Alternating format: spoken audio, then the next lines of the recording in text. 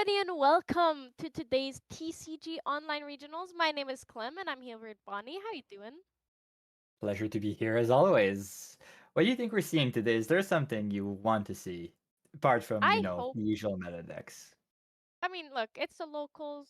London is literally next week, so I hope that we see some fun spice because people don't want to give away their London secret tech, but they still want to play Grand Archive. So I'm hoping that we see some in between decks, some new things that are not the whole new tech. What about you, Bonnie? I'm really curious to see what people are brewing. Um, Sadly, one of my locals is actually going to London and decided to drop his usual brew and play let's say a real deck this time to hopefully do better than he did at Niagara. Dropped and playing a real deck, damn. It's kind of griefing yourself, because I feel like if you have enough practice on a deck, you can make it work at least today too. So it would be really nice to see some brews, but I understand. It's you want to do awesome. You want to top eight, especially if you're going to a different continent. So completely understandable. I don't blame them for that. Definitely, definitely. So have you been testing with them, or is it just like you're Yeah, I've talking? been helping that guy in particular most evenings for the past couple of weeks, just, running through the popular matchups and helping him. He's still fairly new to the game, so it's not like hardcore testing, but mostly just like making sure he knows every single deck that exists and he's not taken by surprise by some of the decks that I haven't brought to locals yet. I'm definitely the more experienced players at my local, so I just tend to like bring a new deck every week to in a way just like give myself a handicap and just make sure they experience everything. That's very generous of you to make the sacrifice of, oh no, I have too many awesome decks. Let me just bring another one this week. And then I assume still win your locals because you're a pretty good player. So Most of the you time, just most of the bully time. My them. players are fairly new, but they're getting better and better every week, which is a great Hey, thing. look, what's it called? There's some saying about being forged under pressure, You're just like if they want to get good, they gotta work hard and get through the big obstacle of you existing. We just got our pairings, and we have some very interesting lists for round one. First list is Winciel, mostly allies, some Umbra packages there in there. Let's see what interesting things are in there. Tide Proclamation is a card I haven't seen in a long while. Yeah, it has really been quite a bit. It is And running Zhang Zhao, interestingly. Probably mostly for the discard, much easier to do in wind, but there's that fun combo you can do where you suppressor in recollect, play nothing in your turn, and get the draw two at the end step, which is always fun. yep. That also has it also plays Chrysalis, which is we've seen people play around with it, but it definitely hasn't been as common It's as you'd basically baby expect. green slime, and we all know that card is good. Yeah, yeah, and it has Carthers, which with that engine of suppressing, because there are a couple of ways to put it back into hand. So being able to recycle the Carter is basically a free sweep every single turn, and you get to recover off of it. So it's really, really good value. Not a lot of not running the vacuous servant package that was made for Wincial, just like wind good card overall. Not running heavy swing, which is interesting. There's the overpowering defense, the Guardian negate that was in the CL starter deck. That's really interesting. But it's Yep. not paired with any of the big Guardian attacks. So I guess it's mostly to protect Carter when it swings. Sorry, did you look at how many cards there are in this deck? I did not look at the number. 70 cards. All right, 70 card deck. someone is checking against nil. So yeah, they're going. They're making sure that they never get milled out. That is quite crazy. Not only that, I just looked at the sideboard, and the sideboard is 5 material deck cards.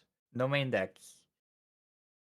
So Yeah. there's just not Look, finding enough room for all the tech pieces they wanted and just putting every card in the main deck, I guess. they're preparing for Pantheon, where you can only play one of each deck, and they want to get the experience of not always finding exactly what you need. You know, it's just this is the tech to be able to think on your feet, because there's a lot of like 2 of 3 offs in this deck, which makes it very interesting. They also have a an only Regalia sideboard, so I feel like they just put all the mainboard answers to things into their main deck. Yeah, we already see the Blanches are in, the Regal Inquisitions are in. Carter is even kind of a sideboard card by itself, so Yeah. we'll see how that does. However, the other deck is even spicier. We Look, have Norm Domain to Norris. this is my dream. This is, I think, every person who played and like enjoyed domains was waiting for the comeback. And I know Hamzor is a really good player, so I hope that he'll be able to show us the value of this deck, because man, it's just amazing. And you can see the 4 Atmos armor type Ares, which a fellow Canadian player, Guillermo, has been looking for ages for the CSRs. So Every day you hopefully, see a new message in Maryland's marketplace looking for them. yeah, yeah, I'm begging, please, someone get him his CSRs. And hopefully, Hamzor doing well will not make his hunt even harder. But I do hope that this deck does that well, because it looks very fun.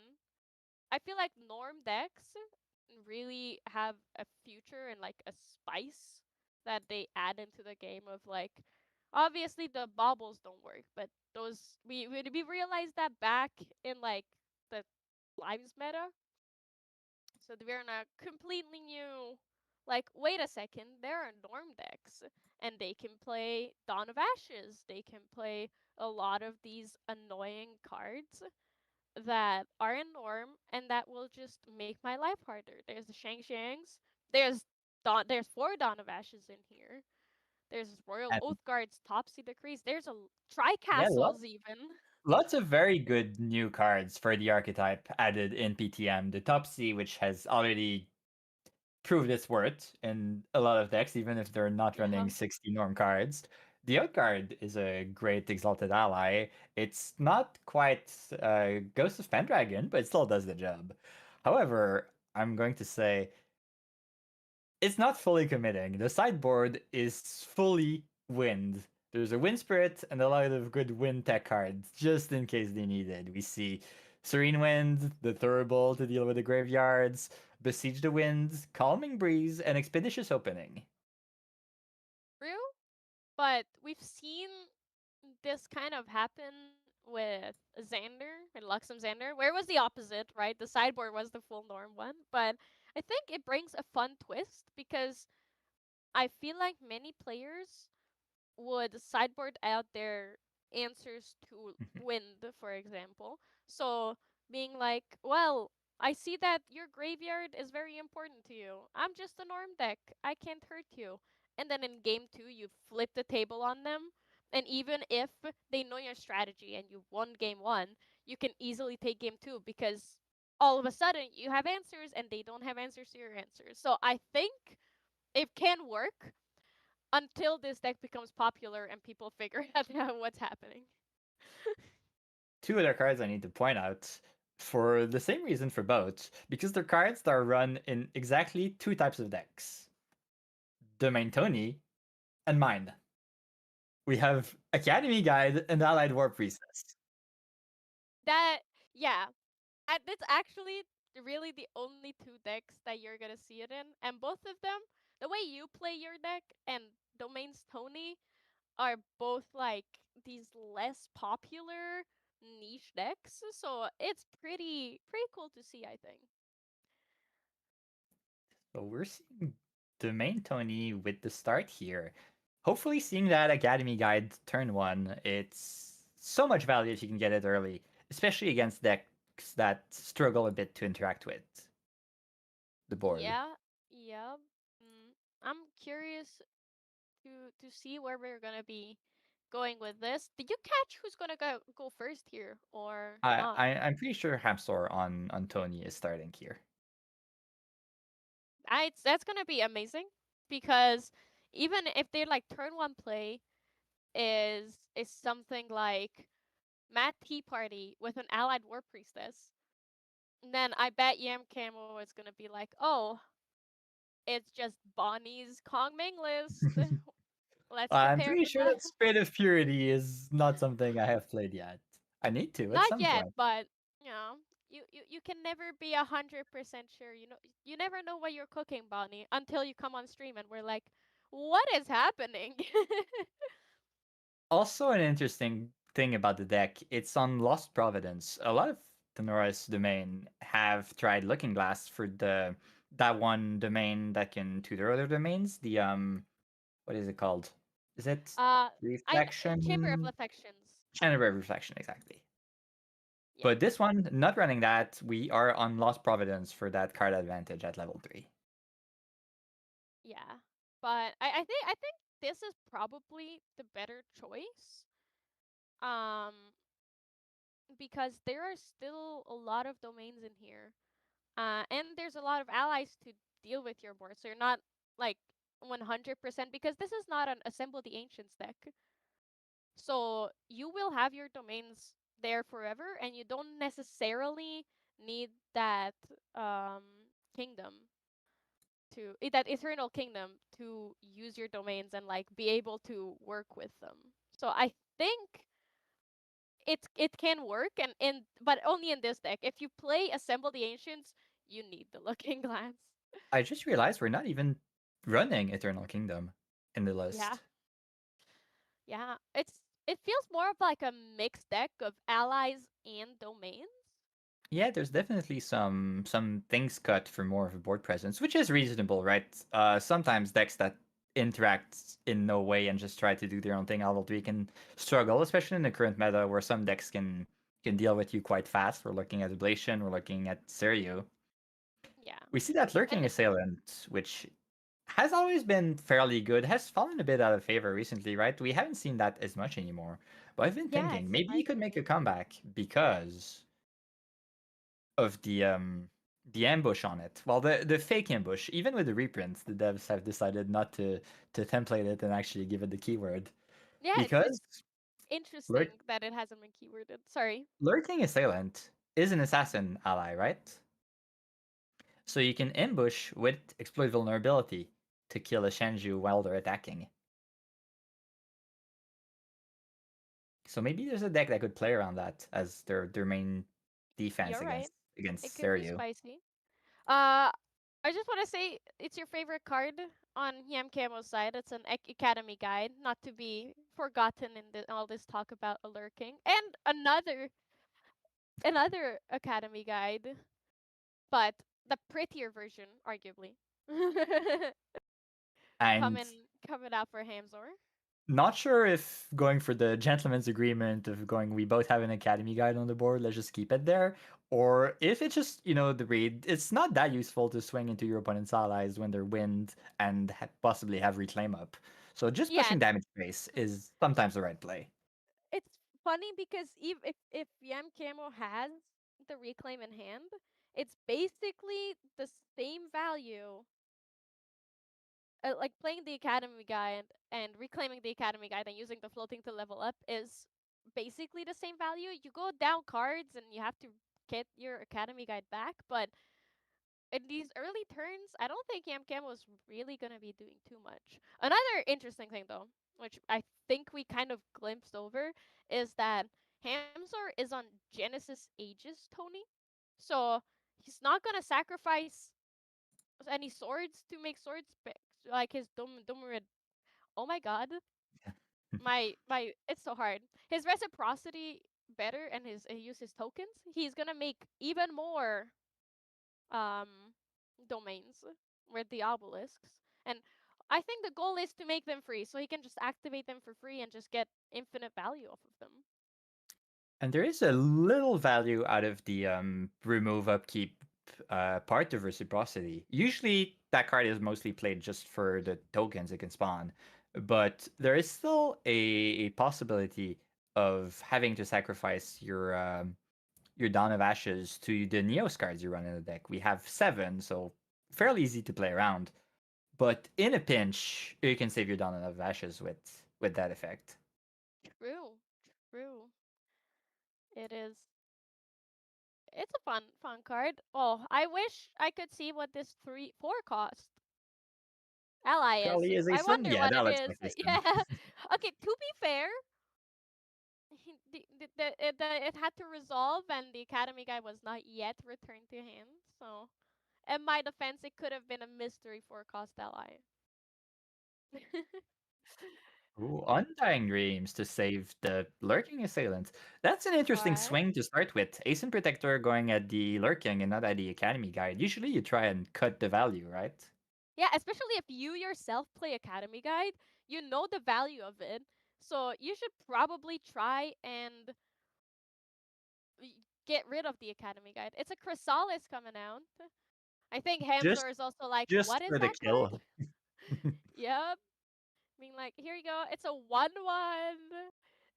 Not doing much, I promise. It's just a what? It's a little 1-1 caterpillar. Wink, wink. So Maybe that lurking is maybe gone.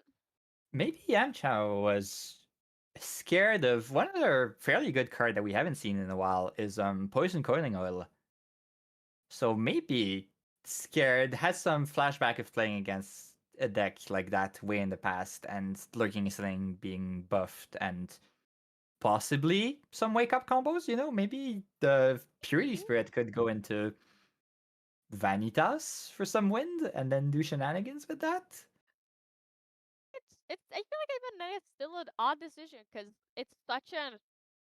I don't think I've ever seen that deck or like that happen specifically. So um, I feel like you're probably right though that they have like great trauma associated with lurking assailants. So they just went and were like, all right, I don't know what you're gonna do, but let me just get rid of that before it becomes a problem. So that means that at least Hemsor got to level up to Tonor's level 1 for free. Yeah, Not shirtless yet, but on the way. and now we have one of the main reasons to play Academy Guide in Tonaris. If you can secure one turn of value with it, you secure 2 turns of value with it because Tonaris' taunt will make sure the Academy Guide will stay that extra turn. Exactly. It is such good value, and I used to love doing that play. Yeah, yeah. Oh, and Matt Tea Party coming in. Well, now we should start our unofficial Matt Tea Party counter because both of these players play a lot of allies. So I think it's gonna put in a lot of work today. I'll keep count. Let's see how much that does.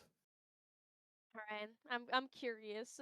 Another thing is just to in case people don't know what Chrysalis does, it's on enter is a CL bonus, and it's only triggers if you have 2 or more wind element omens. Then you can suppress another target ally, weapon, or item. So Yam Camo really wanted to be rid of that um lurking assailant because with it being all hands down, he has no way to protect that Chrysalis, so just gone. And it can become at least another omen, another wind omen, and like start building towards that. But I feel like even then, it's still a risky play. Don't you agree? I think at some point it's getting your value, right? It's not exactly cutting your losses, but if you're wasting an attack because of the Undying Dreams from Hamsor, it's probably less value lost to just waste the Chrysalis and still get the kill than just letting the attack go for nothing. That's also a really good point. That it's gonna be basically a 1-for-1 trade.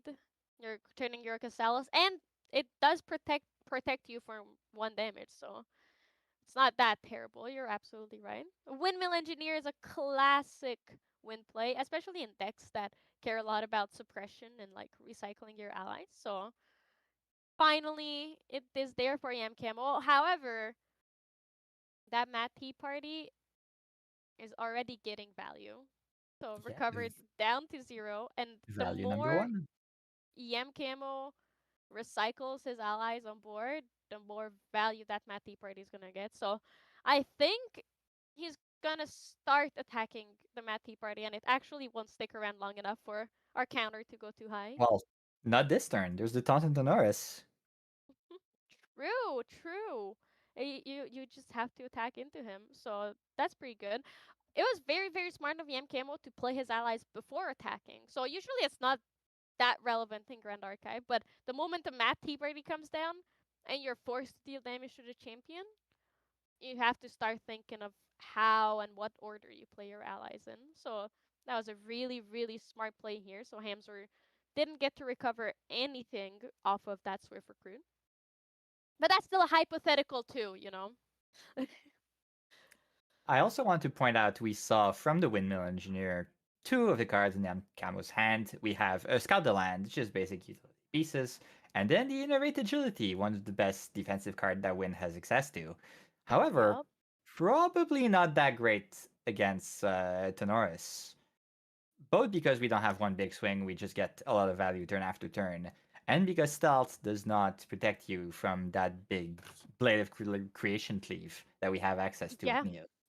Yeah, absolutely. But depending on what EM Camo thinks is happening on Hamzor's side, he might just hold on to it in fear of an Assemble the Ancient swing. So we'll have to see if that comes out early or if EM Camo's just gonna hold on to it forever and not really get the value that he wants out of it.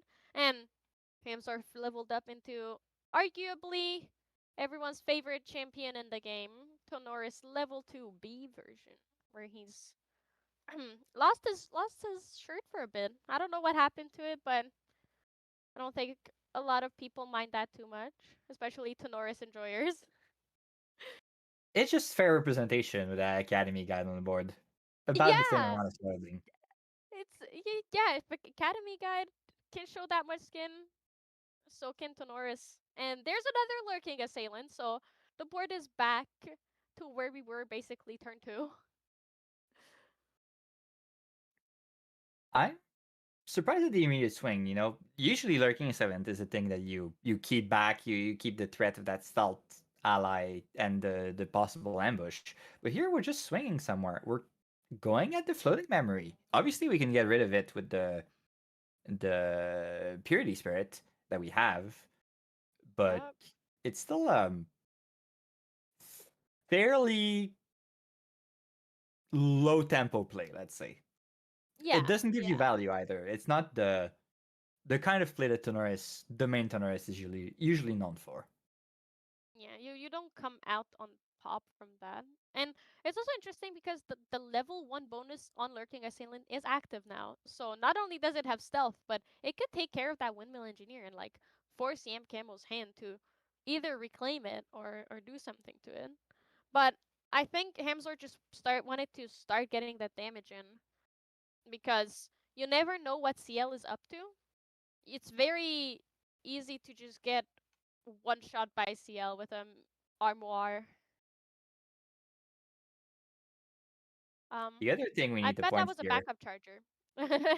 after the pass for Tony is that yet again Tony 2 shows that no matter how little clothes we show, the use is even less. Not swinging with Tony level 2 is such a normal play pattern and so much lost value. It just doesn't Yeah, fit in the usual domain playstyle. it feels so bad, but it's also like you very rarely see it unless you are Jimmy Lee and you pull off your Assemble the Ancients combo because you level up to level 2, you play Dungeon Guide, you level up to level 3, and then by that point you have like 5 domains already on board and an Eternal Kingdom. So you just turn everything sideways, play your Assemble the Ancients, and then, oh look, magically you have a bajillion swords and you're just winning off of the Tony level 2 on enter and your Assemble the Ancients. Another Windmill Engineer coming in, so that's another point of damage off of Hamzor, recovering more. And another Ace and Protector. No? Is it? Wait, oh No, no, it's that's the another Academy guide that Academy was guide. replayed. So that's the Academy guide that was replayed. So it's another point of life, and finally, now that Hamzor is in a place where a dungeon guide is the same amount of value as the Academy guide, Yam Camo takes care of that Academy guide finally. Yeah, but that means the Matty party is still at a full 6 durability counter. It'll stay there for at True. least 2 other turn, I think. Yeah, And there now we it's see Genesis Aegis. it can go away next turn, but that would mean that Yam Camo was using all of his resources to just get rid of the Math Tea Party after so much value has been generated off of it. And a really good observation our producer made is that Hamster plays reciprocity. So he could have taken advantage of the level 2. But unfortunately he only had one domain. So he couldn't activate it. And it would mean losing momentum. And if he's afraid of Yam Camo one-shotting him, then it's understandable that he didn't wait for the reciprocity's ability to be enabled. You'll get it at some point. Again, this is the kind of deck that gets enough value. You're not racing for the win, right? You're not even playing heavy swing. You know you'll get your value at some point. You'll grind them out. And so you can just afford to play it slow, get your value. Here we start with the Obelisk of Fabrication, I think. That's the one that This is the spawns Atomic Endrop. armaments. That's This oh is yeah, the that's the armaments armament. that gives him swords. So we're gonna start seeing that happening soon. Now there are two domains. Another interesting thing is that the Mad Tea Party is. Guess how many copies of Mad Tea Party are in the deck, Bonnie? Well, I'm cheating and looking at our chat here. A single tea party. So we got pretty lucky at the start there. Yeah. Um. Very interesting. Lost Providence coming out. So we're at a point in the game where Hamzor is just gonna start activating cards from the material deck, cause why not? Level 3 Tony needs. To be fair, level 3 Tony does really need the turns to be able to do things. But Yeah, it um, takes a full 3 turn to get online. And you need to survive up until there. Being a guardian helps, that 30 life pool is enormous. So hard to get through. yep. But on the other hand, both of these players are playing with 30 life. This is a Guardian versus Guardian game. They are both are gonna, they're playing on a different level than all of us 25 life normal people. They playing Grand Archive for the love of the game, both on 30 life. None of them have really attacked so far. Okay, until now, when Hamster pulled out that Oro Steel Greatsword and is finally going attacking with Tonoris. Where do you First think swing that's from going? At the Enchanting Him. Academy Guide? Is it going It to is the going Academy at the Guide? it is It going to the Academy Guide, but we're reclaiming it. Oh, so that means that Greatsword is gonna stay on the board. The Great Sword stays on the board, and we now have 2 float engrave, so we can banish the spirits or too late since we end the turn and just let Yam Camo level up. But we had 2 floats, so we could have used the Spirit of Purity to get rid of both of those. Yeah, I'm wondering if, because I feel like sometimes you do forget about your lineage release spirit. I'm wondering if Hamster is holding it for something, or if he forgot that it exists. If he's holding it back for something, Bonnie, what do you think he's like waiting to banish? M- Because this Maybe is CL with omens, so maybe he thinks that the CL could still have ablation. He's waiting for the level 2 trigger to put the Advantage of Some Color on the board, while in the graveyard. It would be surprising, but it's maybe worth playing around. You don't want to get caught with your pants down there. Especially since maybe. Tenoris has very few ways of actually dealing with ablation. Yeah, true. true. Would Oblation be a one and done though? Like I feel like Hamsor could survive one Oblation. You can definitely Unless survive one, but you don't. don't You want to can take it, right? always, yeah. You can maybe either you only see one ablation, but you have ways of bringing it back. You know, you have the armoire. You can maybe play Grim Pastiche. Even you have ways. Even putting the oblation in your omens, you have ways of getting it out, switching it with a second event of the storm color, maybe, and dealing the 15 damage a second time. Yeah, yeah, true. That Unbroken Mustang, uh, did it target the Matt Tea Party? Because unless I'm crazy, it They cannot target it, right? it killed Oh, it the Lost Providence, attacked. and then Okay, everything on the board attacked on the Mighty Party. yeah. That did 5 recover and soak 6 damage. That's an 11 life card. That I feel like that's quite a bit of a value off of a 3 cost domain. You know, it's I don't think we really have cards in this game that for 3 will stop 11 damage at our norm. Maybe maybe Topsy agree with Spell Shroud, but it's not like raw stopping the damage. It's just if it's a spell, then maybe you can Healing get Mantra away for with it. Kong can possibly do it. Crystallized Destiny as well. It's But you're crystallized right. destiny, definitely. Kong Ming also has some magical cards In up their cap, sleeves. kind of. Incap is 4 if you're not an assassin. And So 2 in if you this are, deck so it it's would even be better. 4. True, it's better. But even then it cannot stop attacks, so Other I, important interaction we need to point out here. Tony does have a domain that prevents 2 damage, the one we get just right now, the Obelisk of yep. Protection. But it only protects target unit, so you cannot protect your siegeable domains with those. Yeah. Yeah. It's always so hard to remember for the first time that siegeable domains are not units. But like once you remember it, it's like obviously my a domain cannot go attacking, so why would it count as a unit in this battle? Now, do we have some other domains? Tricastle Lucenia would be very good here, I think.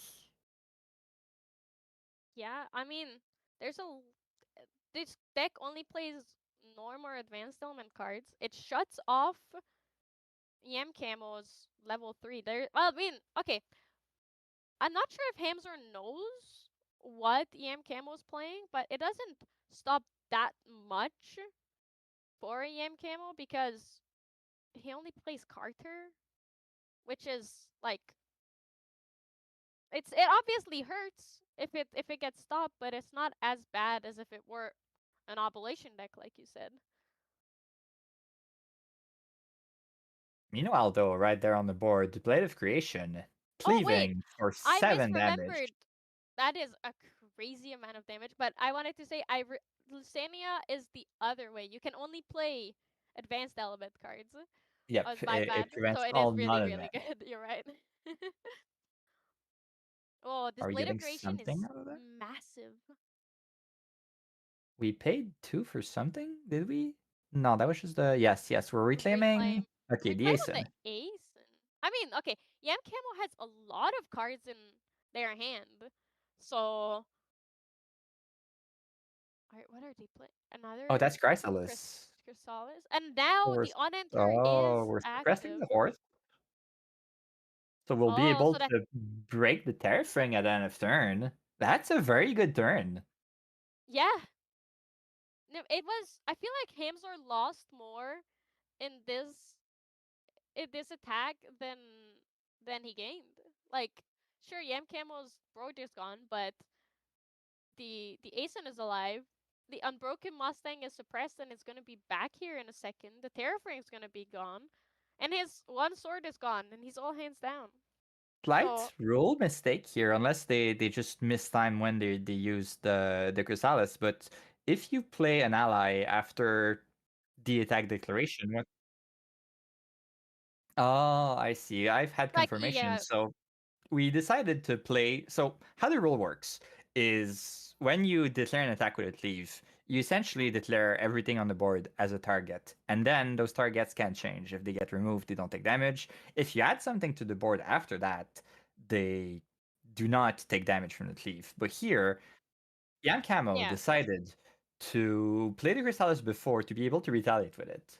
yeah. It's probably gonna was just in response to the cleave because luckily for Yam Camo here, if you play cleave, that targets everything. So it's it was it's kind of all right that he didn't need to guess what Hamster is attacking here. Oh, dungeon guy coming out for Yam Camo. Finally getting to that level 3, but mostly in this matchup that just means more health until the Tri-Castles comes out, which I hope that we will be able to see it here soon because It's also 2 more damage per turn, right? And it's yeah. unpreventable, so it can't even be dealt with from the obelisk protection. Yeah. So painful for Hamsor.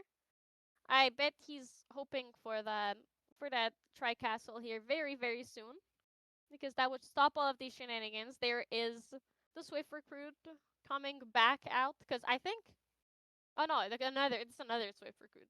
The last one was already used as a floating memory. Hmm. Wow, hams are up to 5 damage now. Whatever is he gonna do? Yeah, he's so close to death mode. He's super scared.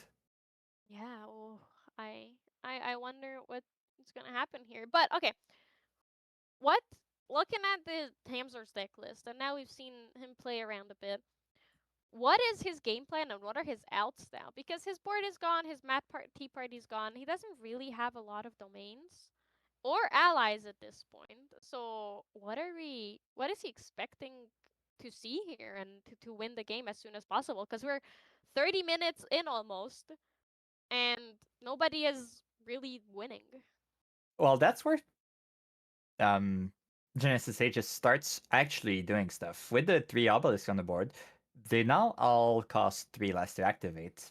Possibly even less if we get some other domains out. So we can start getting a 2/2 drone, a 3/1 sword, and preventing 2 damage every single turn. And since you're not actually playing your cards, since all your resources are used to pay for those domains, you're getting a bigger and bigger influence every turn. So eventually you'll outvalue your opponent, and you get time to draw those big impactful cards, like the armor type Ares that we mentioned at the start. Yeah. I look forward to one finally being played. I have even forgotten what it does. I remember I opened 2 at 2024 Worlds, Mhm. and that was the first and last time I touched Ares until hopefully today when I can put it in a domain so I can start playing with it again.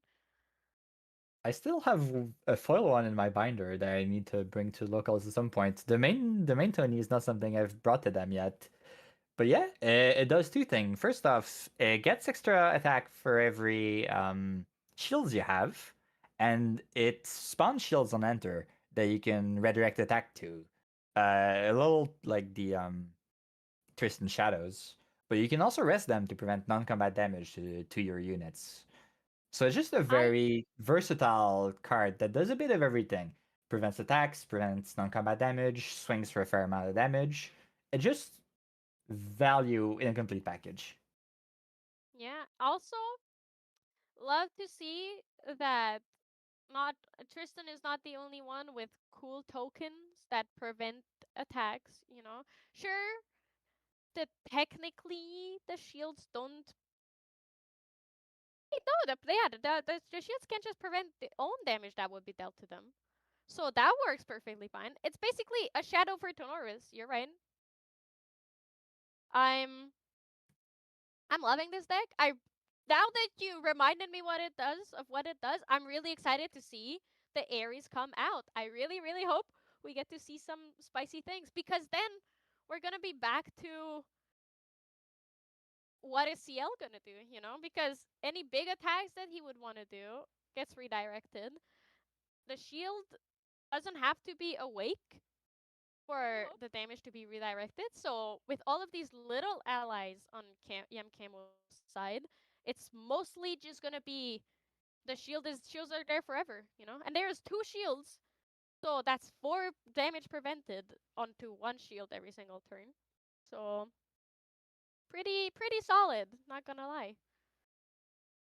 Yeah, this is exactly where Tonos wants to be, right?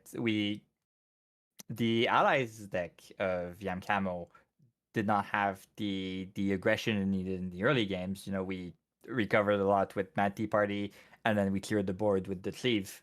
So we kind of ran out of juice. And then while we do go to Umbra, we don't really have that late game package where we could Yeah. outvalue the opponent decks like we sometimes see. We know we don't have big impactful allies. We don't even have Ombre Chevalier for that overrate play. So we're stuck playing still those wind allies.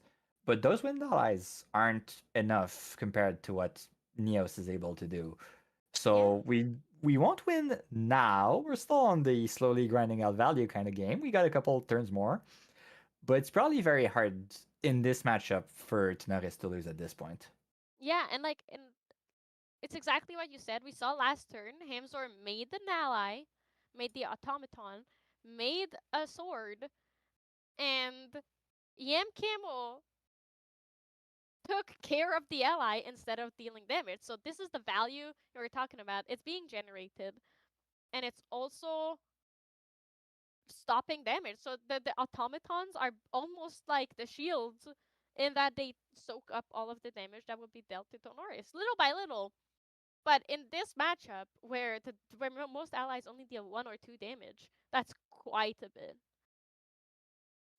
And all that while we're not playing any cards, so we went very low to level up to 3. We didn't have a dungeon guide. We barely had any floating memory. The academy guide died at some point. But we're back up to what, 7, 8 cards in hand? That's a normal full grip. You barely can tell that it's only been a couple of turns. Oh yes, There it is. there is the Aries. Our girl, she's here. She's gonna show us the value of Neos. I don't think because it's only really been a sample that is like, okay, you go up to Neos, you play a symbol, cool. But now we get to see the actual power of Neos in the allies that it has. There are the shields. I feel like Hamzor has a fully foiled Tonoris deck. That's the domains are foil except for the armaments one. Both of these shields are foil. The Aries is foil, and I feel like he's just reading the card right now. You can see us in like the explaining motion of yeah, it's a 2/0/2 ally. It prevents damage. It's basically a shadow, but for Tonoris, you know. It's a lot of decks hitting the board all at the same time. And also, the armor itself has 5 life. That's very hard to deal with. Yeah. So Especially when not there's the only obelisk of protection on the board there to prevent the next to 2. yeah, it's a 3/5 ally. It's the Pendragon. This is what you were talking about. It's almost a Pendragon. It's 3 cost and makes shields, but for now it's a 3/5. If you play another one, then both of them are gonna be 5/5s, which is oh my god, I love Neo so much. Another cleave for 4. Another casual Blade of Creation coming out. Made all the more cheaper by those shields. Blade of Creation cost less for each token on the board. So Yes. that That's that Ares did not cost 3. It basically costed 1 here. oh my god, it's so good. Tokens, Honoris. I love him. This is my okay. I have a little story while EMK was thinking. In Ascent Toronto, Hamzor and I were playing against each other. It was our win and in. We were on the Mhm. exact same deck. We were on. unique allies, Mortal Ambition, with like Yep. Dilu and all the good stuff. Hmm. It was our winning in. We were 1-1. And it was basically a battle of who's the better Clem. Because because Hamster's nickname is also Clem. And he is the better. He prevailed. He made it to day 2. I didn't. So he ended up being the better Clem. And I feel like he's proving here why he is the better Clem. Because I talk about, oh, I love Tonoris, I love Neos.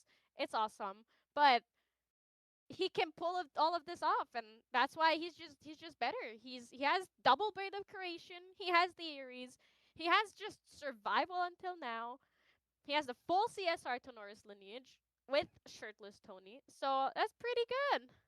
Oh, and there's a Verdigris decree. Is it imbued? Yes. It is not Not imbued, so it's imbued. only saving the Ace and Protector. Oh, But that's so bad. there won't be Wait. any allies on the board, right? It just Yeah. it's a card neutral play. It's very low tempo though. Card neutral play because you go. I mean, I guess you take your Asen back into your hand, but that's kind of bad because now you have to play an ally and then play Asen again. It's definitely better than losing the Asen. Don't get me wrong. It's a lot better than losing the Asen, but it is neutral though. You're kind of right. So it could be worse. Yeah, It but that means you spend basically your whole turn playing Asen, and then you yeah. can't swing. You need to keep it back on defense because you only have 9 life remaining, and Tonora is threatening you for 8 just off of the board. Yeah. Is it eight? I thought it was six because it's It's 2 shields and oh wait no 7 it's 3 because from the the ally, automaton. 3 from the sword you can make from the domain, and 2 from the automaton you can do Oh from yeah, the because it domain. gets a buff counter. I forgot. It's an awesome automaton. It But you comes can in get 2 buffs. reciprocity and make the other automaton and swing for the last one. Oh wait, it's even more damage. It's like 9 or 10 damage. It's so much damage. There's 3 domains on board, so reciprocity is pretty good. Damn, tough, tough times for EM Camel. Um, that's I feel like a blinding orb because I cannot see what it is. Oh, it's a That is windmill a engineer. non-imbued windmill engineer swinging for 1 just so we have something to place and protector off of. Damn. Very sad. An interesting thing is we have not seen. I mean, not interesting because we've only really seen Blade of Creations from Hamzor, but the Inner with Agility has not been played yet. True, that is still in hand. And I believe Yamkamo has 3 cards in hand, so he is safe for this turn. I think that's why the Ace and Protector got turned sideways to just be attacking. And then Hamzor is being like, alright, so what I'm doing is redirecting the attack. Wait, he did not? Dave? So why do you think He did. he did not He red? did. He redirected the attack on the shield that already took damage, just in Oh, case. alright. I'm seeing. I'm understanding. There is the Verdigris decree put in. There's a lot of omens, but not a lot of attacking from Yam Camo. That CL is full of omens. It's basically can tell the future at this point, but it hasn't done much with all those what is 6 omens now, 6 or 7 omens. We are at 6, I think. Yeah. Yeah, so Not any tax to start drawing with those. Yeah, and we saw the second shield was sniped off with that end of turn omen. yeah, and because it's unpreventable, it couldn't even save itself. So that Atmos Ares is now just a 1/5, which is still a significant amount of damage when you consider that it's hard to take care of it. It's not like two allies will just get rid of an X5 ally. So Yeah, it's when pretty you're up over significant. 20, 1/5 is just doom in a couple of turns. Yeah, there is fabrication, building a robot real quick. Beep boop beep boop. Not a see. My problem with that robot, that automaton, is that it doesn't really look like it's ready for battle, you know? It's just a very sweet little girl. But apparently she will smack you and she's very strong.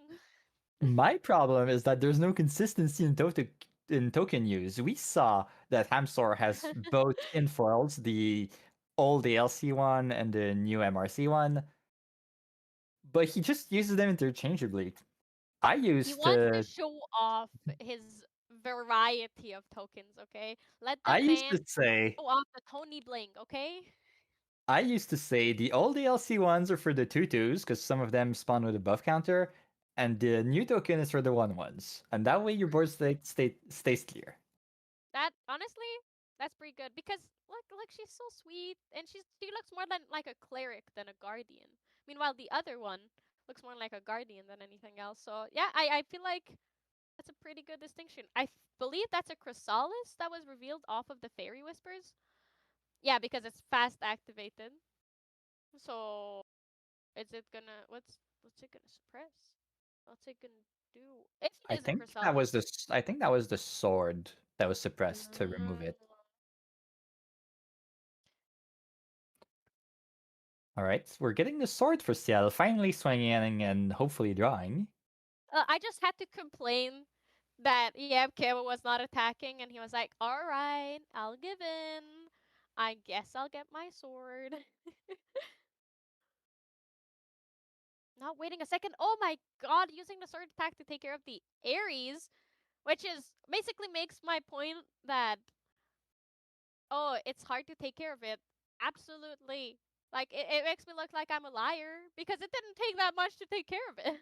It feels very bad though, swinging that 5 damage into a one attack ally. So much lost value. Yeah, definitely. And it's I feel like it's gonna be very similar for that Asen if it goes attacking this turn. Cause it can just it'll take care of a 2/2 token. What the heck? Yeah, almost better off holding on defense there. Yeah, because then at least you make hymns or work for it. But even then, you know that there is at least another automaton coming in. Oh, an imbued windmill engineer putting down the innervate agility. So Yeah, that's either either we have yeah, maybe we have a second one in hand because otherwise that's very greedy, very or risky. do you think he's at the point where it's like, all right, he's just gonna have the blade of creation either way. So what's the point? Who cares? Maybe it's Oh a reasonable point to make. At some point, you've seen two already. Maybe you just hope they don't have it. yeah, I I think you're praying for it, but he's also does still have the three cards in hand, so he could absolutely have another one and the Ace and Protector. So Yam Camo is starting to be afraid because he is keeping the Ace and Protector up and not pushing damage anymore. But it's not looking really good for him because, like you said, and we've seen it happen, is that Tony's just been alive for so long that there's just so much value being generated that it's hard to deal with it. Yeah, and we still have time. We're still under 10 life. It's not like Yankamo is threatening anything here. Yeah. Ooh. He's not threatening lethal yet, and but he is getting to a point where he is about to die here. Oh, fabrication, paying 2 for fabrication here again. Or armaments. Apologies. It's gonna be attacking for 3, but the Hamster's like, wait a second. The Ace and Protector's there. What am I gonna do here? What do you think he's gonna do? What 3? Oh, Three, that's a blade of creation? An armor? No, that's Vestal oh, Priestess. whoa. I don't think have we seen this on SVP before? I've We yet have, to I'm seen it sure. played at Sure. all. I think this is I opened one curio in Aki and I think it was Vestal Priestess. But Or be like, wait, Showing the here, card to here. the opponent that also has never seen that in his life. I hope we're the only ones seeing it upside down because that would be very funny. If it was like, here you go, and then Yamka would be like, hold up, let me just rotate to 180 for a second here. It's it's a pretty cool card. Would you mind telling us, Bunny, what it does? I know it's on screen, but some people are only listening in on the pod. This is like a podcast for them. So it's exalted, so it's not a card that everyone can play. But it's definitely above rate for an ally. It's a 1/4, unenter recover 4, and it has intercept. And that 1/4 profile on interceptor is actually very big. You know, a lot of the interceptors have like 1, 2 life, so they're fairly easy to clear. But a lot of the decks that rely on a single attack, like Crux Lorraine or Tristan, sometimes have a hard time clearing bigger allies. So having something that you can't just poke and then go over the top can be very important in those matchups. And obviously the recover is also good by itself. But Yeah. I'm surprised here that I think I would not have kept it on defense. I think I would have gone priestess and sword to kill the Ace and protector here. Yeah, it's an interesting play keeping up the sword because since Hamzor's playing Genesis Aegis, he doesn't have Aegis? Aegis. Point is, Aegis, thank you. He doesn't have a way to get value off of the swords unless he attacks. But I think he also didn't want to risk the damage, the retaliation damage onto him, because you never know. CL is scary, so I understand him. Pointing out the interceptor here. He's a kind he's a very kind and fair player being at a locals, seeing that Yamcam was picking up the champion, being like, I have an interceptor, by the way. Don't forget and don't waste your attack. Not being cutthroat. He's an awesome guy. I love Hamzor. He's very sweet. Very fair player. Oh. Wait, that is a 1/6. Vestal Priestess is a 1/6 because of the obelisk of protection. The Obelisk Protection is not usable here, right? It costs 4 to activate, and we only have 3 domains, and we have no more cards in hand. So Oh, currently, you're we do not right. have that protection. No, no, the pain, the worst. This is exactly what Hamster did not want to see. This is the pain point. Playing the Priestess and then losing it to a Carter immediately feels pretty bad. But wait, what was sacrificed for the? The Chrysalis that was still on the board. Oh, I thought all the Chrysalises died basically on the moment they hit the field. But you're right. It looks about right. There's only 4 allies on board now. So And slowly, it seems like Yamcam was making a comeback here. yeah, that's a fairly decent board. It would still crumble to Single Blade of Creation, so we'll see if that ever happens. Yeah, But yeah. there's also more recovering with shops in getting just a little farther away from that scary situation. We basically just need the problem of a lot of level 3 decks, but Neostony in particular learn a little bit more, is that you don't have a lot of very good play. You know, a fair amount of your deck is focused around getting to that level 3. So you kind of draw dead sometimes for a couple of turns in a row. Yeah. And it's norm, so there's not even that much insane value you're getting. But okay, Bunny, we're 50 minutes into this first game. Um, Mm-hmm. both of these Prep players GAs was made to are be hanging played, in some there. would say. Yeah, but so do you think if Hamzor was on anything but norm, he would have won a game? Because out of the two players here, Hamzor has been having the upper hand for the most part. So do you think he would have won if he was playing like Wind Tonoris or Fire Tonoris? There's some interesting tools that the other two Oh, oh, and we have the other oh, Chief for this is 7. what you were saying. So we have seen all three Blade of Creations come out for Hamzor. He only plays three. Oh, only plays three. He doesn't play the full play set, and he has seen all three. He's just him. You know, Tonoris favors those who play him. We've seen it with Jimmy Lee. Now we're seeing it in Hamzor. We I've heard about it with Guillermo as well. So Tonoris just likes you if you play Tonoris. You know, he will reward you for being a loyal man. Damn.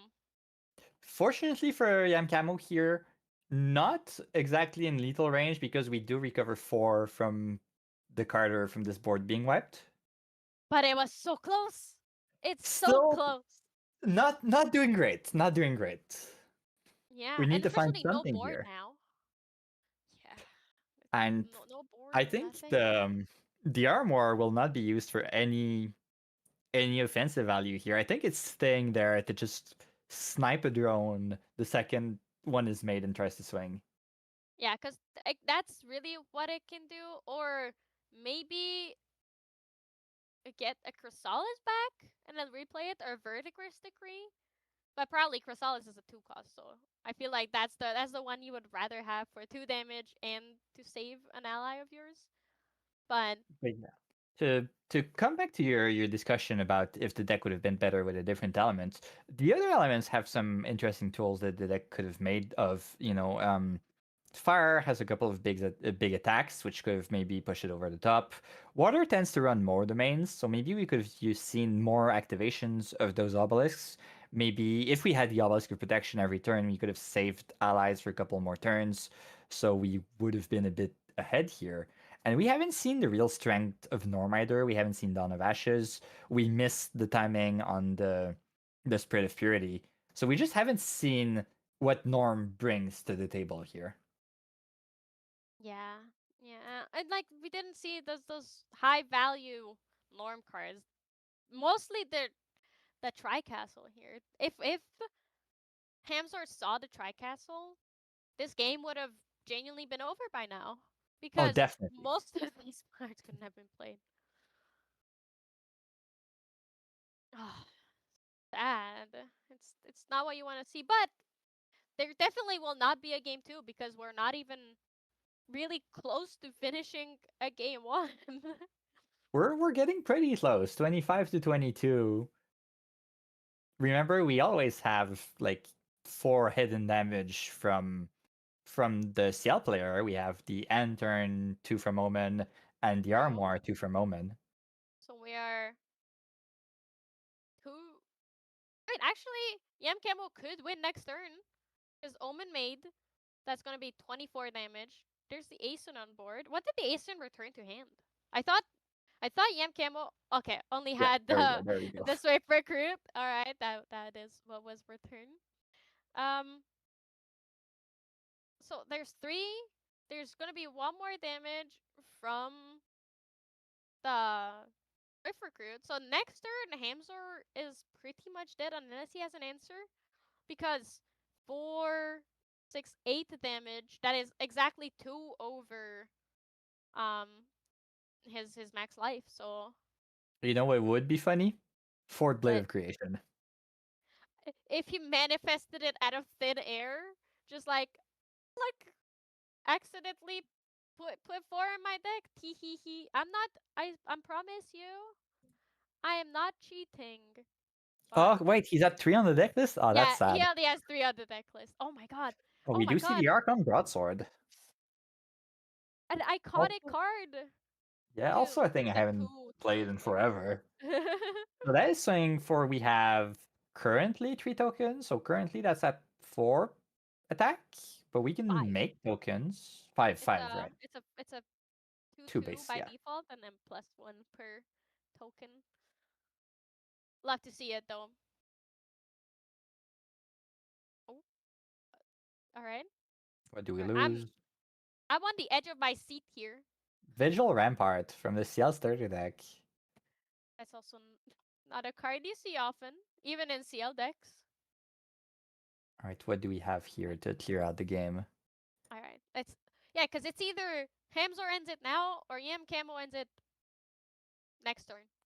There's no in between. That Ace and Protector has to go. But how is Yeah. Hamzor gonna take care of it? Because he cannot There's attack twice. only one Three? allied war priestess left in the deck, so that's not enough. But it's putting three down. Yeah, he only has five influence, so he can't play an automaton and can he? How much is At five, fabrication by at five, default? he can make a sword, and it's 4, 5, 6 -3 for Oh each. yeah. So So he can then play two for a sword, three for an automaton. yeah, but that would not. I mean, I guess that would take care of the Asen, which would give him one per turn. But then he still doesn't have enough cards to prevent two, so it wouldn't really give him one more turn. Wait, no, that would be five damage Oh, unless using EMK. Oh, there's reciprocity. reciprocity. All right. Okay. So So we're making an extra token, yup. but we have So no way of going around the ASIN. And if we swing at the ASIN, then we just lose, I yeah, think. if only reciprocity made that automaton with a buff counter, then it would be a clear path to We'd, victory for we'd Hamsor. still have the armoire from Yam Camo to deal with the token. The Dawn of Dawn of Ashes Ashes. is gone. Foil Yeah, Dawn of and Ashes. but my thinking was, yeah, obviously if he uses the armoire on the token, then he loses the game. Because If he will not be able to deal enough damage.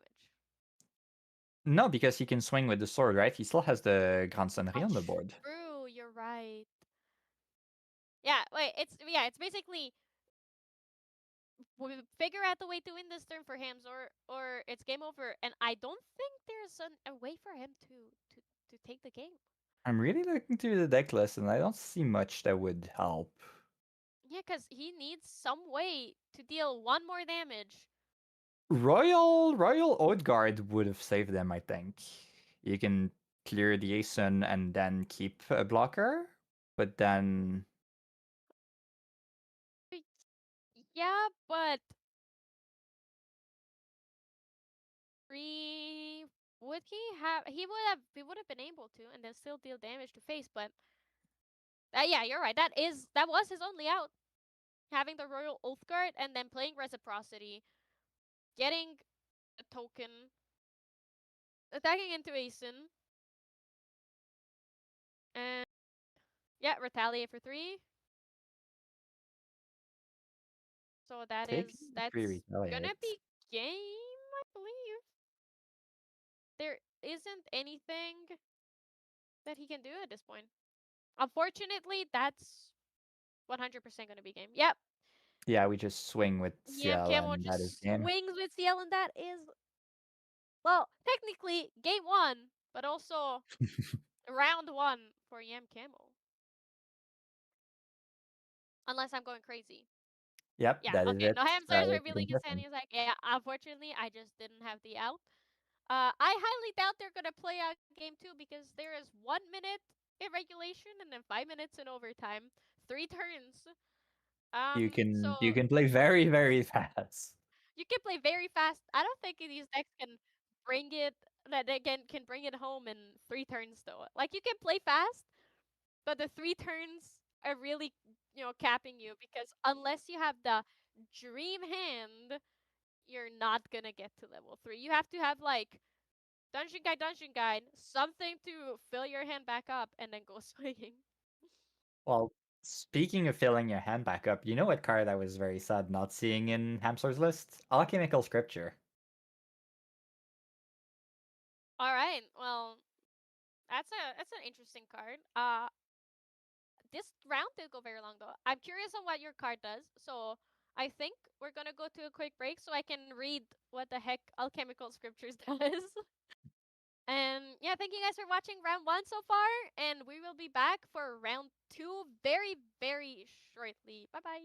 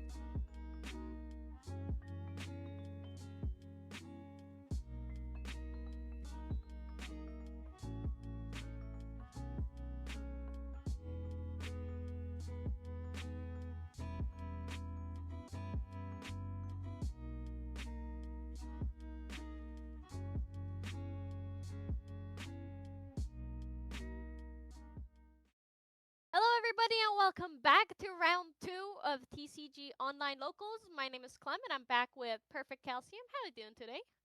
Hey, I'm doing really well. First and foremost, Clem, I want to congratulate you on not going to time for one of the. I feel like I'm we've so talked about it proud. before. I'm very proud of you and the players. Every time we stream together, you're always like, no, no, no, it'll be fine because we're gonna go to time. We'll just there's no need for banter. We'll just go to time. No one will hear us talk about anything. And this time you cleared it by 1 minute. So fantastic RTA by you. It was truly an accomplishment. I would like to thank Hamzor, and I would like to thank Norm Tonoris, really, That that made us be man. here for so long. I feel sometimes, honestly, just a little, I'm sitting on the sideline, I'm seeing these decks, I'm a little jealous. I go, 70 cards? Tell me more. Norm to Norris? Show me more. Um, Actually, very fascinating. Seeing all three of those Blade of Creations, very funny. The one thing, unfortunately, unable to show the complete power of Norm without the Dawn of Ashes or the Spirit of Purity release. But otherwise, a very fascinating match. Oh, a single tier, no.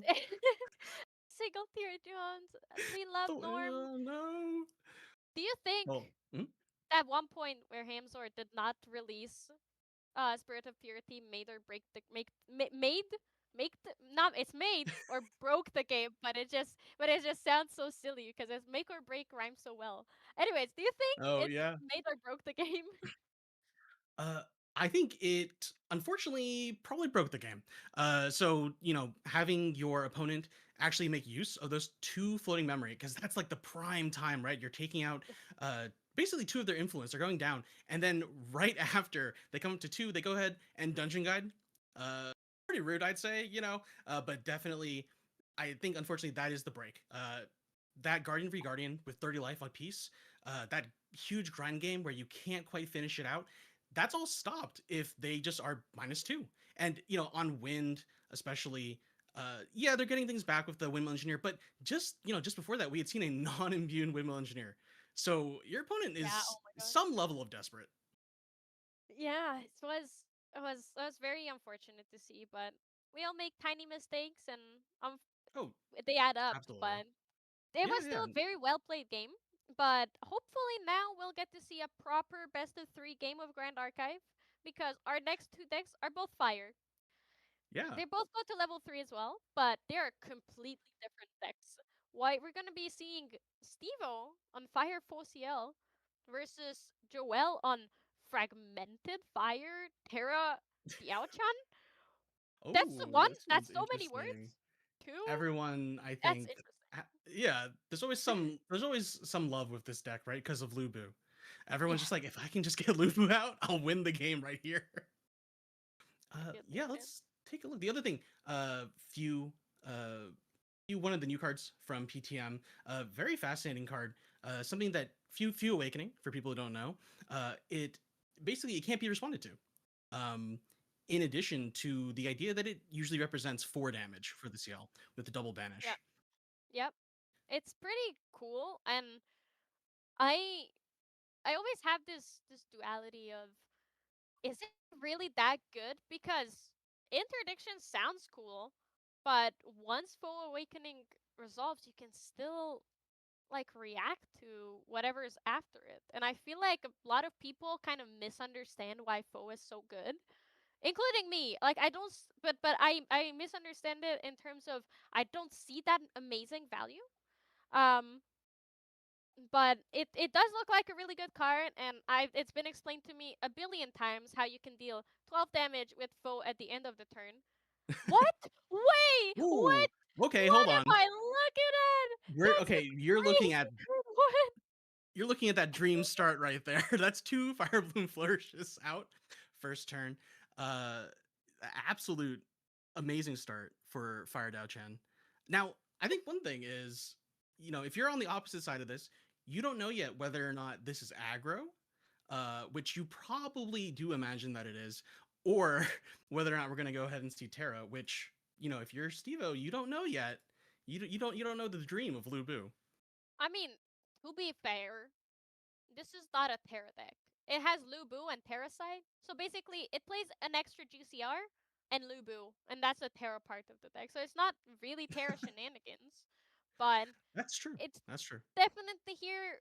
It has longevity compared to just the insanely aggressive level 1 Diao-chan. So Stevo might be like, oh, it's gonna be an easy game. They only go to level 1 and then be 1-2 punched by, oh wait, they have a lot more life than I expected. Oh, I wasted all my resources. Yeah, fair enough. We see that Creative Shock, pitching a stalwart, looks like, and the return of Library Witch. So this is something that I think for this season, just a little surprise for me personally is seeing more decks just go ahead and run Library Witch, especially in Fire, right? Because we're going to get rich Fire. If we can put up the Library Witch and cremate it, we're going to go ahead and draw 3 cards. But in addition, that extra intercept is so useful for people who are trying to like win Wake Up You, for example. A third Yeah. Fire Bloom Flourish.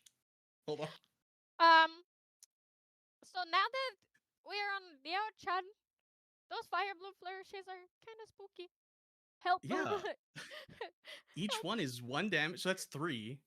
In addition to being able to essentially empty our hand and then just draw everything back into memory, and the glimmer counters. So this is really Uh, popping off. yeah, it's kind of crazy. But speaking of Library Witch, real quick, Yeah. Serene Balance Productions now has a membership, and in that membership there is a Library Witch emote included. So if you're a fan of Library Witch and you want to see it come back properly, Steve is generous enough that he is promoting our good friend Library Witch here. You should check that out, and yeah, maybe you can support Team Library Witch. It's a really good 0-1 intercept ally. Yeah, absolutely. Everyone definitely go check out that membership.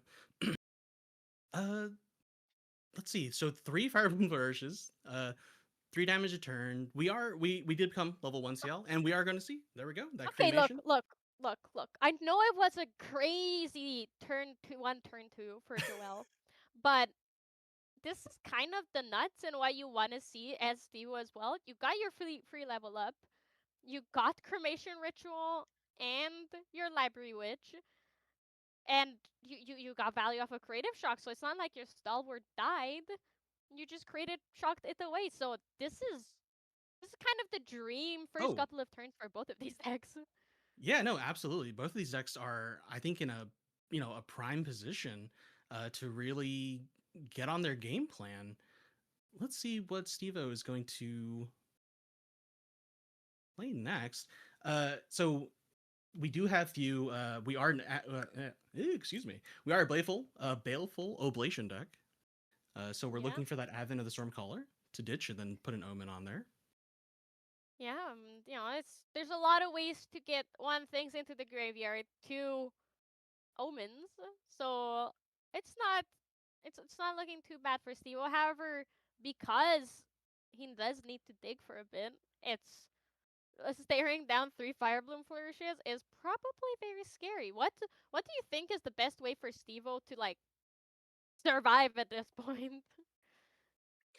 I think okay. We'll see. So we are level 2 now. Wait, is that In a addition, fourth Firebloom flourish going into banishment? yes, it is. No Oh, way. okay. Well, um the confidence or the unluckiness. So if you're Steve, let's there's see, a you're at 5. yeah, you're at 5. Bit of damage. It's Yeah, it's just a scary. little bit, just a little bit. Oh boy. Well, let's take a look at Steve's deck and see what we're sort of desiring here. Uh, we've got a lot of the sort of common fire package now for drawing cards. We've got our turbocharge. We've got a whole bunch of library witches, stalwarts, right, that we can go ahead and cremate for extra value. Yep. I think really, we're just trying to. I think we have to stick to our game plan here, right? We've got to find Advent. We've got to go ahead and omen it so we can, try to close out this game. But okay, so Joel already going to You're level well in. 3. Just, Yeah, and I mean, why not, right? Your memory's gonna refill itself.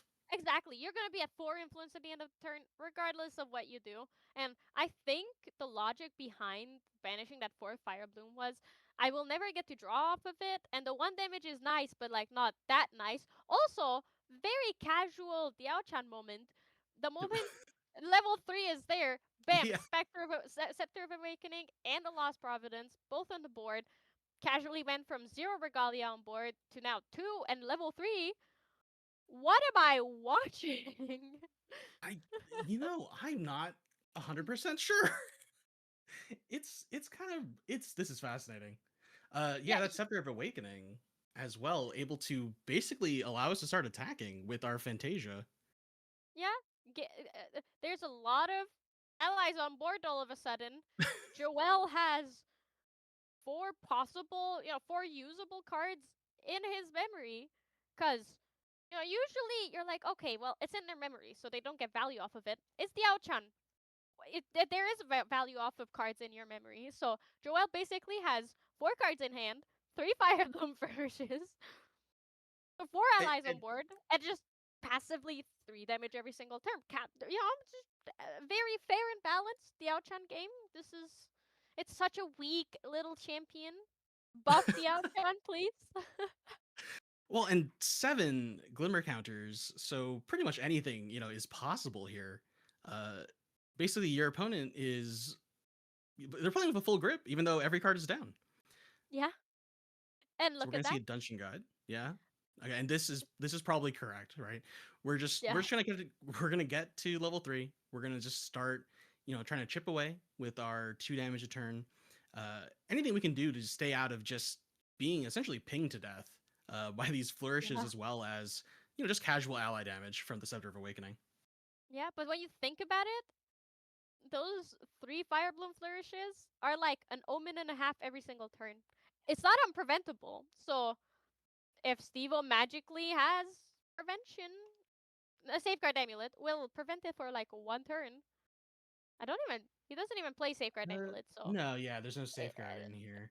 if he has prevention, sure, it's not as good as Omens, but it's still 3 damage, and it guarantees that at the end of the turn you have 4 influence because you.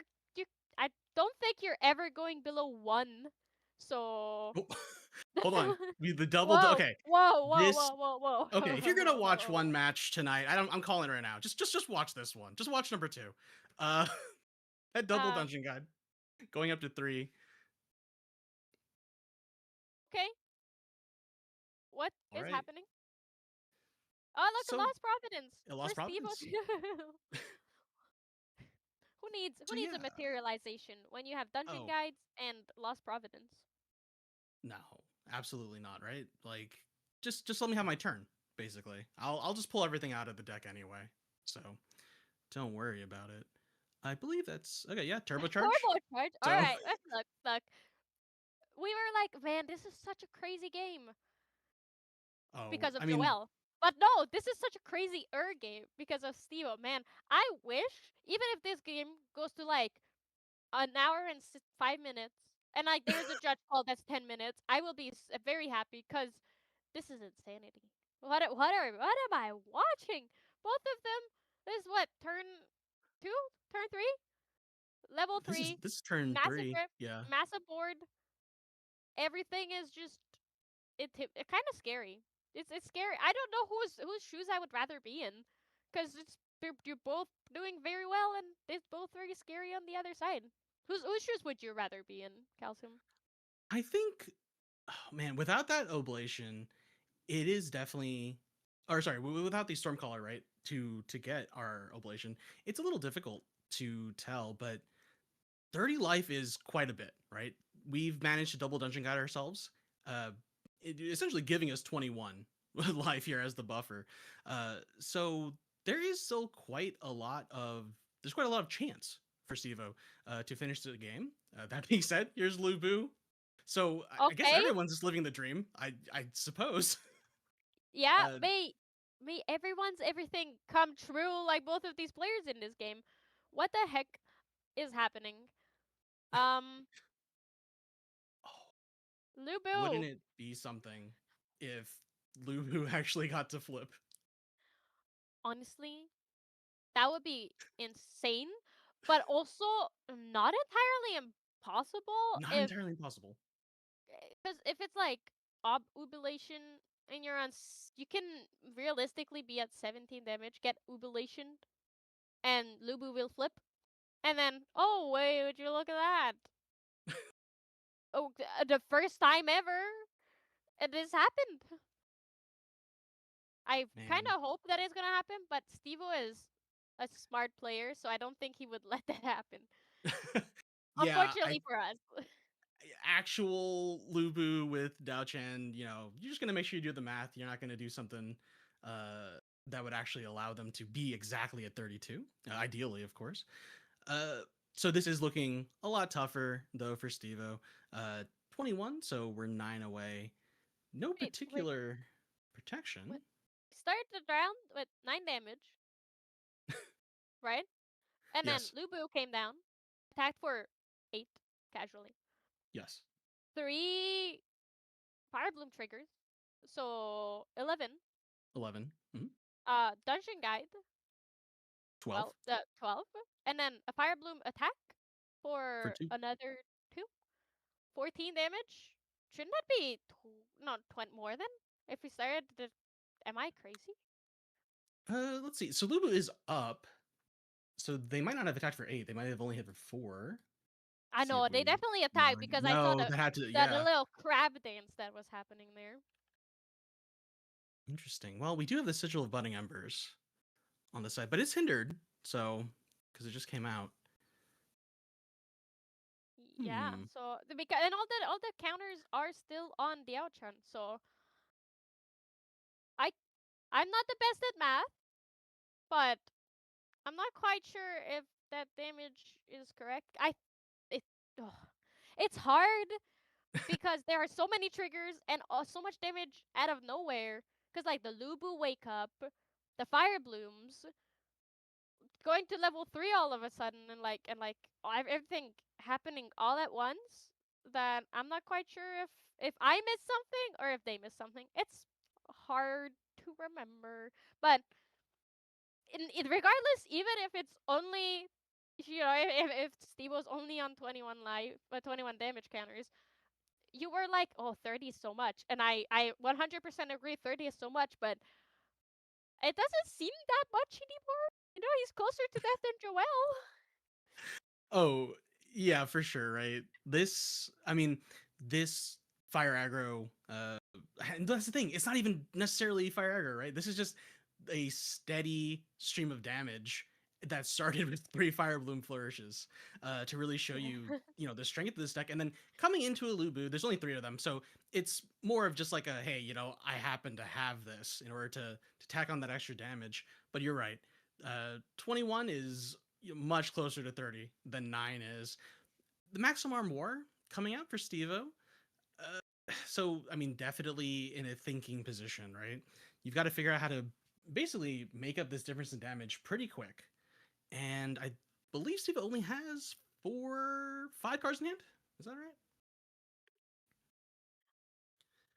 It's hard to tell because every time he counts his cards, he rotates them, so it just blends into one line. I could count how many times he goes flick with his thumb, but it's hard. But Yeah. I think he's at a point where he's like, wait, I was doing really well, and like, sure, 3 Fire Bloom flourishes, technically 4 because one got banished, terrifying. That Scepter of Awakening, terrifying. Lubu, terrifying. But I was doing fine. But now I'm not. What happened? It's like a 1-2 switch. Getting that Lubu for Joel kind of made the game for him. He's like, all right, well, I know my influence is only 5, but Lubu. And then you're like, oh sure. And then got you. Pay 2, attack again. Casual 8 damage, and it wakes up at the end of the turn because Vigor is just on it. I think people kind of underestimated what Lu Bu does even without flipping over. Oh, but look Oh, at that. absolutely. So we're seeing a baleful oblation here. And should 3 damage. Oh, okay. Okay. Yeah. There's the board gone. Uh, I believe that shouldn't the fire bloom flourish also be gone? Am I crazy? Oh no, it's only Oh, for it doesn't units. So turn into an ally. yeah, it It's can just simply like an ally. like yeah, like an The ally. wording, the wording is so important. You're right. Yeah, it's No, sort of like wait. the It domain becomes stuff. it becomes an ally, but it's so if it becomes an ally, wouldn't that still like it gains the ally subtype, so it becomes a unit? Uh, let's see. It's So it so Scepter of Awakening says target Fantasia you control becomes an ally in addition to its other types with base power and life equal to its reserve cost until end of turn. till end of That's why. turn. Okay, that's I see, but it has a buff counter. That's why it was throwing at me off Oh, because the buff counter stays on it regardless of if it's an ally or not. Sneaky, yeah, sneaky. we're seeing.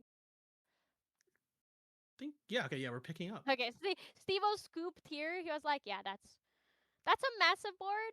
Loop.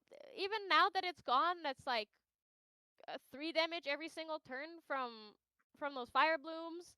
And well, that other fire bloom is gonna become bigger and bigger with every single turn, cause Scepter of Awakening is just pay 2 and put a buff counter on a Fantasia. That's understandable from Steve. Like we're 18 minutes into the round, so this was an ideal match of Grand Archive in terms of you still get to play 2 more 20-minute rounds. Oh my God, Joel has the Lubu Tiny Bag Box. He's on theme. Respect that. He's all in. He's Deserved. all in. Yeah, yeah. See, Oh, looking at calcium these sideboards, sideboard. who do you want to do first? You want to do Joel? Let's talk.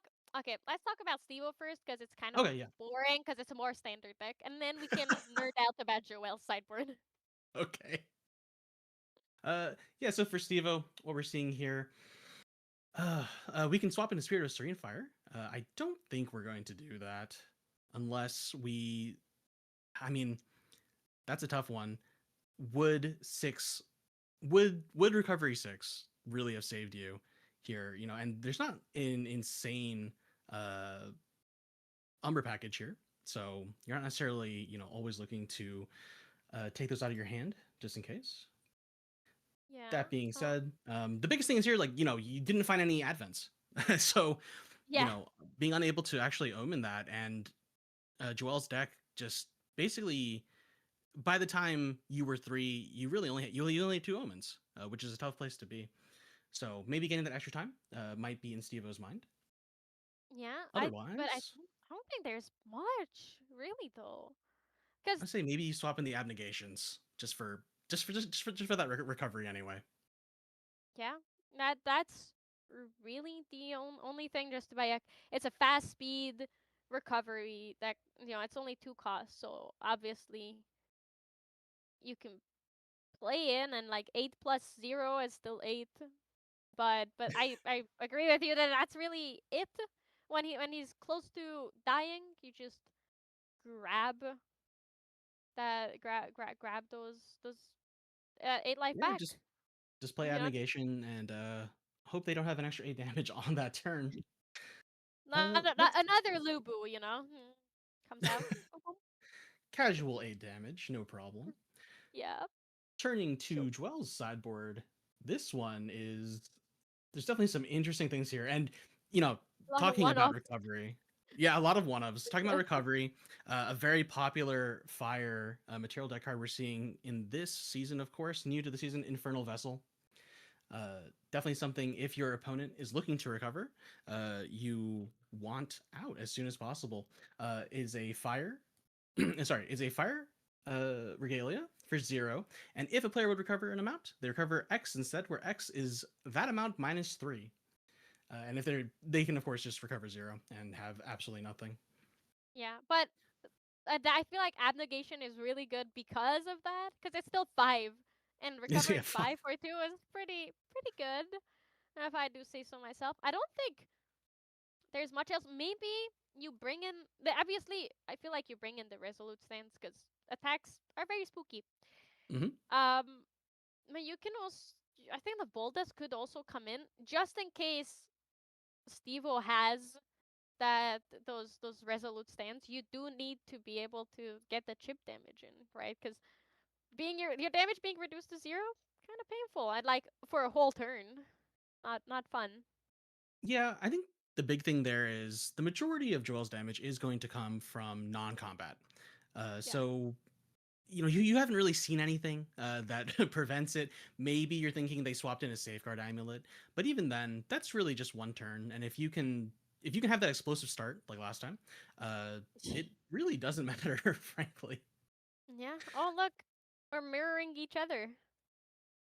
Isn't that a Oh, creative shock into creative shock? And is oh, it both gentle respites? those are both What? gentle respites. All right. I guess we're gonna be seeing a mirror match fractal of insight, my favorite website for Grind Archive, and a wonderful card. You getting to glimpse here is really good because you don't really get too many chances to do that in Diao-chan. Leaving both on top? Oh, Ooh. it must be the perfect hand. Oh, two more flourishes. I think one last thing from the sideboard that is also new, that Joel might have brought in is weighted accord. So it's an extra Fantasia that if you reveal 3 advanced element cards from your material deck, which I believe Joel does have, uh, Scepter of Awakening, Lost Provenance you can show, and then your level 3. Um, X3, it X3 basically is great. makes advanced element cards more expensive every turn. Yeah, so the obulation is gonna hurt a bit more. Yeah. Well, Okay. not Omen of you. the It will Creation. hurt your opponent a bit more. And Yeah, your opponent's going to have to pay a little bit more. Whereas, like you said, there's actually not that much Terra in this, right? We have 4 Terra cards total. Uh, yes, it's kind of annoying if Lubu, if you're on super low influence and you have to play the Lubu, you don't get to attack twice. But I mean, does it really matter to you if your opponent, also can't really play more than one card? yeah, and if it's like a it's 4/4 is still a 4/4, better than a Pendragon. Oh, Like if you look at raw damage. if, you, if we just get numbers, if we ignore just literally Yeah. anything else, Oh my god. What am I okay, looking at? Joel we're is looking. him. This is Fire Bloom Flourish and a Fractal of Sparks, both casual, consistent damage, yeah. and the influence is low enough. It was what exactly? It was I four, believe it was exactly exactly four. 4. Yeah, So that means they get to draw a card going up to 5 influence. So we also pretty have pretty good. Yeah, we also have our 2 insights there, so we have more than our requisite number of Fantasia needed for Scepter of Yeah. Awakening. Yep. And then also, but it's also, let's not forget that Stevo has a liminal guide in the grave. Just turbocharged his backup charger's power cell, so he's drawing a lot of cards. Has a very big influence. And Joel does not have 3 Fire Bloom flourishes this time, so technically it could be, it's a more balanced game. Stevo is not going that crazy either. Joel is not running away with the game. Oh, Okay, Shimmering coming out. dealing that extra So damage, making sure that it's not. Oh, Fractal Sparks to like Little Sparks at the end. Yeah. cause a bit more pain, and then Recollection. There's gonna be the Fire Bloom trigger. Just a lot of tiny one chip damage. Oh. Okay, yeah, we're seeing Sigil Sigil of of Budding Embers. Burning Embers. Not a lot of counters on Diao-chan right now, but we know that they add up really, really quickly. So it can easily come back, and clearly, if Joel brings it out already, then it's gonna be impactful and painful this game.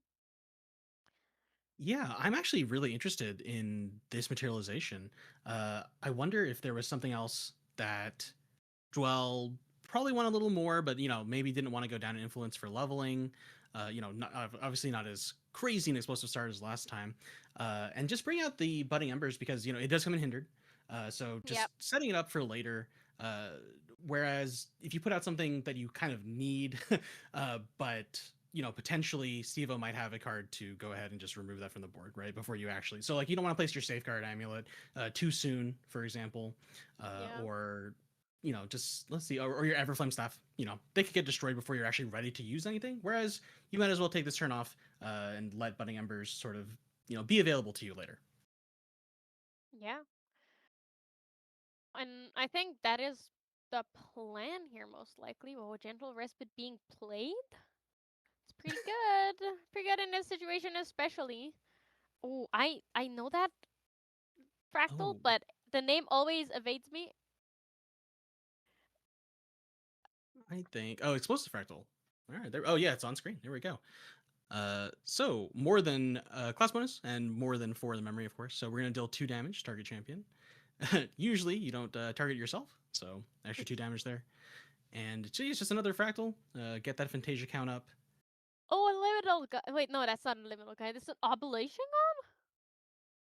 It's like a I can't. I s- the believe that top is half of a a. lot of these TL cards look so similar. It's hard to tell. But the liminal guide is there. Oh, and in response to the level up, another creative shock. So when it resolves, both liminal guides come back. So that's 2 cards drawn and 2 allies on board all of a sudden. So looking pretty up for Steve all of a sudden. Well, not all of a sudden. We knew that it was already like looking pretty solid, but damn. Oh, and Oh, the third a liminal third guide. liminal guide. He's the one playing with playsets this time. Yeah, make sure you have all 4 liminal guides in your deck. Definitely a pro tip from us. Oh, dungeon guide going out there. So almost certainly another dungeon guide. Oh well, now we're already good to He's go. his he has enough cards in hand where I would not be surprised if there were another good dungeon guide here. Yeah, almost certainly a Or he can second. just raw level if he for some reason wants to banish extra cards. It's his prerogative. Yeah, definitely still searching for a advent Yeah, though. there it Again, is. there's the second dungeon guide. Okay, look, he's enough and comfortable. He's ahead enough and comfortable enough where I don't think he's too worried about the advent. Although we did see last time that Joel did put him from 9 damage counters to 21 in just a single turn. So you never know. All of a sudden, level 3 Diao-chan, Lubu, attacking for 8. Oh look, it's a fractal. Wait, no, it's an ally, and got him. So Well, I think you're definitely correct here, right? This is definitely a different situation. You're not searching, as hard. You're not as desperate to clear the board. Even here, we see we're basically in the same position, right? We're at 2 omens, but with the only being at 9, with the board on Joel's side not as developed as last time, uh, it's really unlikely to see that crazy explosive damage. And here we're showing our own explosive damage. Uh, this large attack with devastating blow. We're level 3, so that's going to be 7. Full And Awakening? oh, you Is that going is it to few awakening? Is it full awakening? I someone has to tell me. Apparently, it's foe.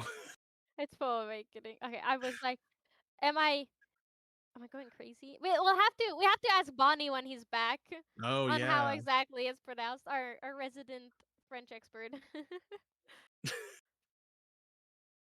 Oh, All yeah, right. Okay. that Yeah, and was that's a very done. quick game too. 10 minutes now, so look, we're doing a bit better than round one. We're 30 minutes in, and 2 games have been played. So And it's I'm 1-1. confident, and it's 1-1, and I'm confident that we'll have a wonderful game too. If we go, I like it. It's been going down like half the time. The next game is either gonna be 5 minutes or 30 minutes, so it can be like 10-minute increments. We'll see how it that goes, but we need to introduce that to like actual tournaments. We need to be like, everybody, your time needs to start going down every game. Actually. get it faster. But if your game one was 50 minutes, then it's only down from there. Okay, so your next match has to be actually less time True, than previous. true. That's genius. Oh, so this never happened while I was on stream, so I never had the chance to ask this question. How do you feel about pile shuffling? neither of these players changed, like sideboarded after this game, but you see Hmm. Stevo pile shuffling here. So how do you feel about that? I mean, I've seen so many opinions. I think it's the kind of thing I do it for my own, psychological, like, oh, this has got to do something, when I first build a deck fresh. But as far as I understand, it like technically doesn't do anything, and because it's reversible, you still need to do like the mass shuffle and but Exactly. I think everyone has that psychological sort of like, no, but if I put them all in different little pieces. Well, okay, at the first time you do it, it's completely understandable because weaving it takes a lot more weaving to separate your initial playsets. But once you've like played with the deck a couple of times, it does not randomize your deck because it is easily reversible. So you have to mash shuffle after anyways, or like use any correct type of shuffling. So I feel like at that point you might as well like throw your deck on the board, spread it like how in casinos they shuffle the decks. Spread Yeah, out yeah. your deck all over and then just go woo, take your hands and like mash it up. And I feel like if you're gonna pile shuffle, you might as well do that because it's actually gonna make your deck more random. Yeah, Pro tip. actually, that I believe that is actually like 100% true.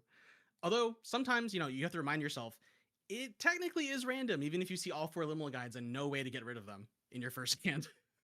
Yeah, like it's the odds were just not in your favor at that point. But we're right into game 3 here. Obviously Joel starting. He's hoping for the same good old double Fire Bloom start, but seeing as he is thinking about what to play, I'm pretty sure that's not the hand. I'm pretty sure there's zero Fire Bloom flourishes in his hand right now.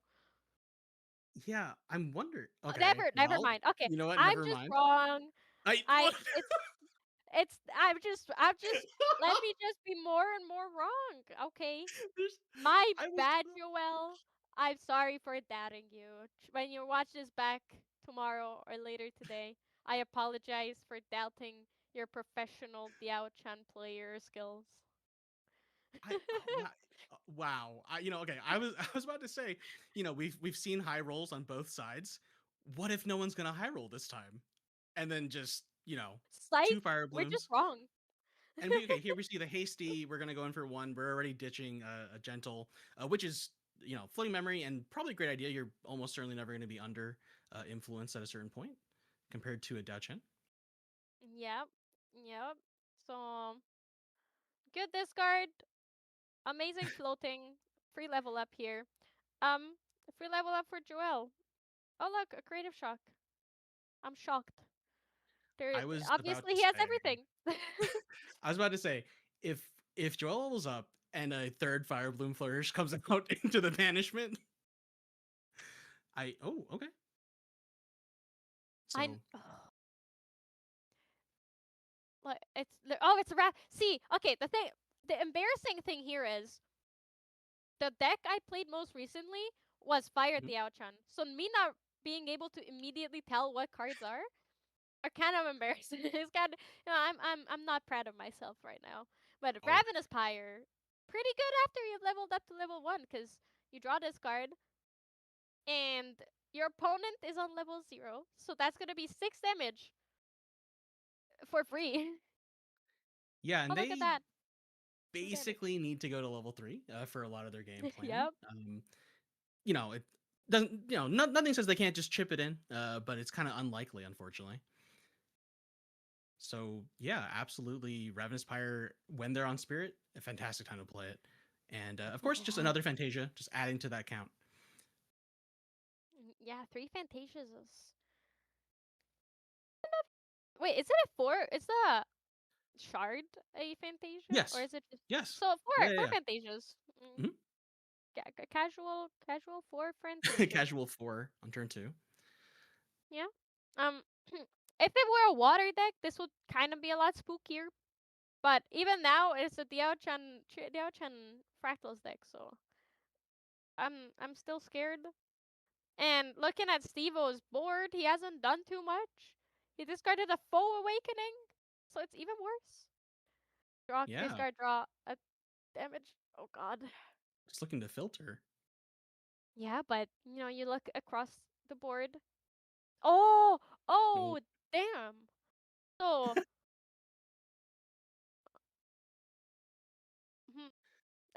interesting. I feel like that Searing Rebuke is kind of too It fast is because only he doesn't have anything on board to deal damage to himself with. yeah, we're only so we're gonna get three out of this.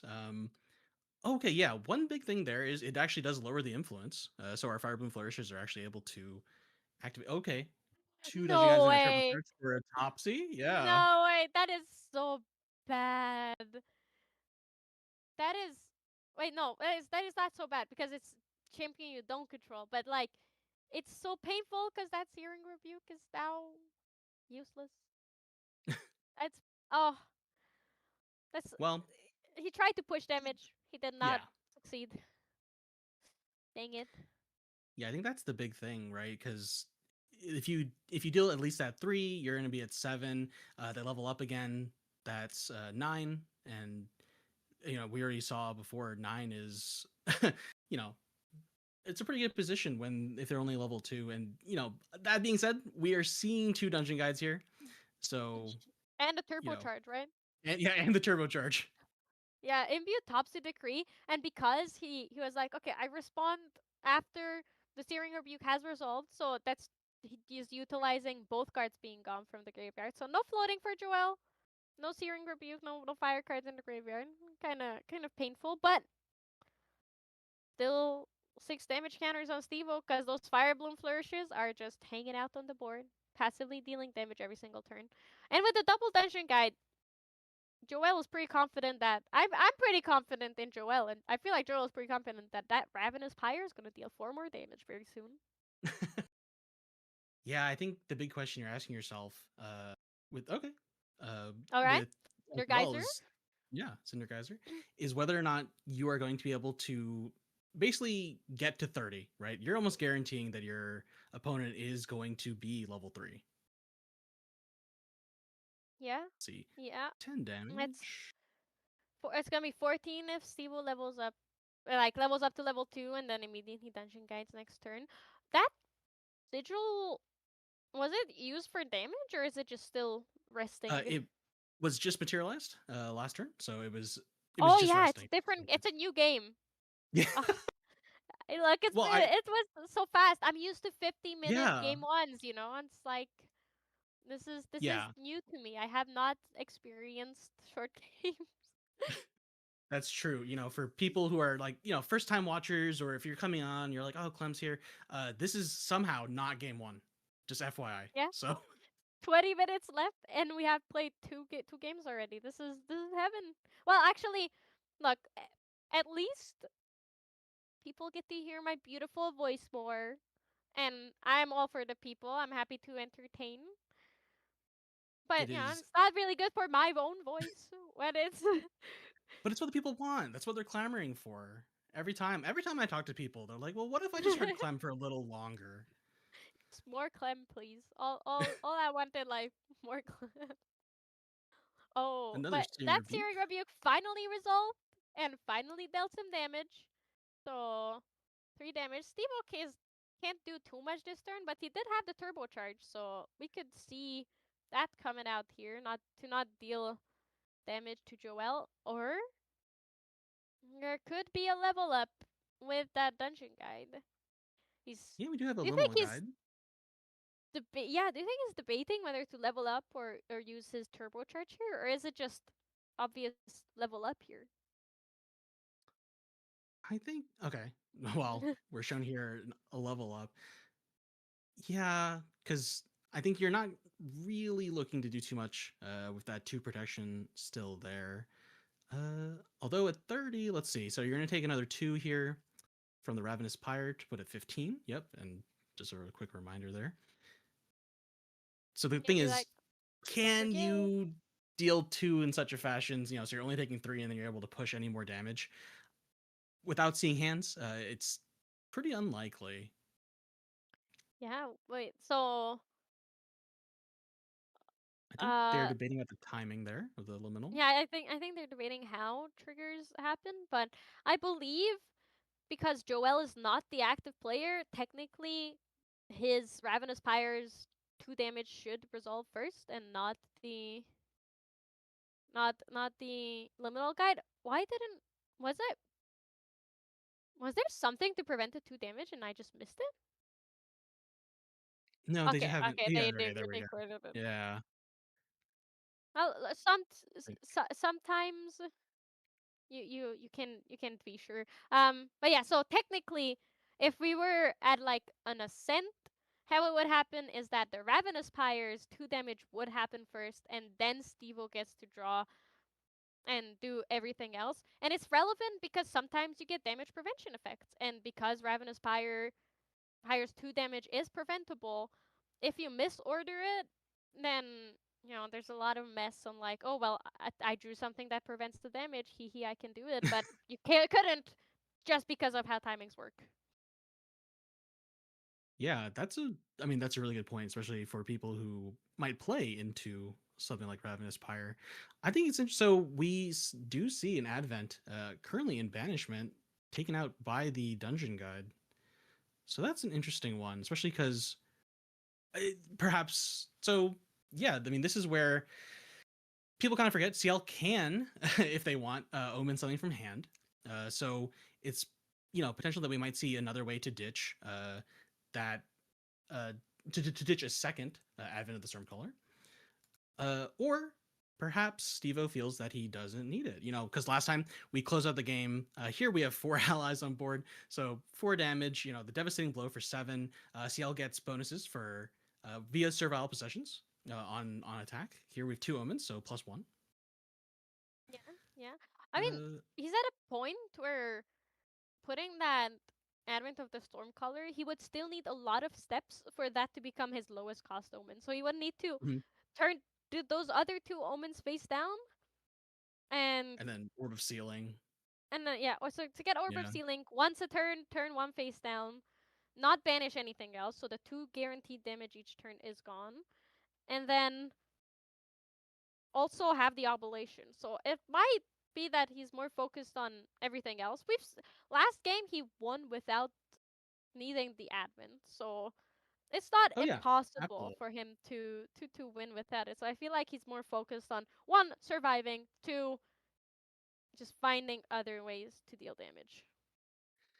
Yeah, especially as Joel is still only on level 1. Or okay, spoke a little bit too soon. Just went up to level 2. Yeah, you were very speedy and hasty with that. Hasty Uh, messaging, bringing a message hastily, if you will. Yeah, I totally had that planned. It was very smooth. that was a super smooth segue. Like everything we do here, very very smooth. Professional. All All right, right. 2 damage. Bum bum. Oh, I'm curious on if we will see Hmm. any game-ending shenanigans here. No Lubu, and Joel's influence is too low to go level 3 and get the Lubu out. So there we will have at least one more turn of this game, but you can never really know. There can be something pulled out of the back pocket. Yeah, let's take a look. 11 damage. So we have 4 Fantasia, 1 Glimmer counter. So that is something, right? If we had a whole lot more Glimmer counters, which we're gonna get here, but Sigil of Budding Embers could, really seal up this game. And I don't Yeah. think, just we're looking real quick. I still don't think there's any real, any sort of prevention on Sivo's side. You're kind of just Uh, looking to abnegation your way back down. yeah, yeah. I don't think he really plays much either. Something also very interesting is that we saw Joel banish a coronation ceremony. Nice. Um, what is that? What is he afraid of with coronation? Because oblation deals damage to everything. Not it doesn't target necessarily. Ah, yeah. So the big thing there, the big thing there for CL is dealing damage as a spell. Uh, so if you give yourself Spell Shroud, if I remember correctly, you should be able to basically avoid his damage for the turn. Mm, yeah, it's true because it does like avoid the unpreventable damage becomes preventable in a way where you can Yeah, actually just like, oh, you cannot target this thing at all, which is usually your champion. Right. So let's see. Steve-O's thinking. We have two in memory for Joelle. All right. I feel like there's going to be a judge call here because both of them have kind of stopped playing, and I saw Steve typing, so we might be seeing a judge call, or Yeah. might not, and he might be thinking, but my gut tells me that he's either asking to clarify something or like be like, hey, what exactly? How does this play out? Or like, what can I do? Or like, is this legal? There's a lot of questions that you can ask without giving away your game plan and without like asking for information from your opponent that still helps you. So it's I feel like it's better to confirm things with a judge before doing it than to just go for it and assume that you're in the right and then have a whole mess afterwards of like, oh wait, I couldn't have been able to do that or I shouldn't have done that. So it's a Yeah. I think solid point. that's absolutely correct, especially around questions. For me personally, I think a lot of questions around timing are things that I want to Yeah. ask. And yeah, you don't want to give anything away. So you can't just be like, well, what if you did this? But it's really hard to be like, well, hold on, let me rewind so I can do that completely correctly instead of you just messing with everything that I tried to do. Yeah, and then you get a warning and then everyone's like, that was not fun. It wasted a lot of time. So better to be safe than sorry. And there is level 3 CL coming Yeah, we have the out arm war coming. and the armor. Level 3 CL value rather. Yeah, I think that. Oh, interesting. Okay. Mm-hmm. All right. And Look, this is a oh, very slow game now. hmm. I'm wondering. So Steve just put two cards into the grave. Was that a missed level 2 CL trigger? Mm. Because it is a must. Well, It that being could have said, been like that would explain yeah. why they like paused and what the judge call was about. And oh, devastating blow. Oh Devastating no. blow. Now the Two question omens. is, Yeah. is it enough? There is no sword. There is Yeah, we just have a two thing. omens for servile possessions, so we are going to see this at 8. That'll put us at 15 on Joel's side. Let's see though. And you did. I mean, if you're Stevo, you've seen two Searing Rebukes go out. So what are what are the chances we see one of the other two? Yeah. Oh, not good. Where's Okay, yeah. uh oh, yeah, And yeah. Crystallized Destiny. That is exactly 7. Is this the dream? Oh, and oh, Full Fiend. Awakening. Oh Ooh, no. ooh, I gotta learn it. It's like fa but with an O and it's not fa but it's like Like foe. oh Yeah, yeah FOE. like how someone who has never heard how to pronounce fa would pronounce fa. That's how you pronounce fo for awakening. Oh, okay. I'm gonna think about that actually for a while. I'm not wrong. I'm not. I feel like I'm not wrong. No, not at all. So that extra damage, going okay. I think Steve is explaining, how that damage works And being for like, all right, Crystallized so Destiny. Yeah. can be broken, and here is how. Here's for awakening. And I discarded everything, and then I did omens, and then I did damage, and then yeah. So One, calcium, you two. started the conversation. What Oh yeah. exactly is happening with crystallized destiny here? Okay, Oh, yeah, I'm sorry. I didn't finish. So Crystallized Destiny reads the next time damage would be dealt to your champion this turn, prevent that damage. When 7 more damage is prevented. Okay, and yep, Stevo just won. So when 7 more damage is prevented, our opponent's costs 2 more. So the important thing here was that by playing in response to Crystal Destiny, playing the Foe Awakening allows us to ditch our hand and memory and banish two. So CL level three, uh, you're going to get two instances of two unpreventable damage Mm-hmm. each time. And so when that, that first instance that goes in the stack, the first instance is going to actually go ahead and break the Crystallized Destiny.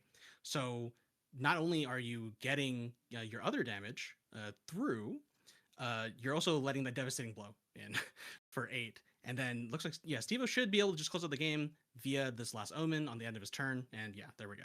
So That is the from exact damage. 19 or from sorry, from 20 to 22.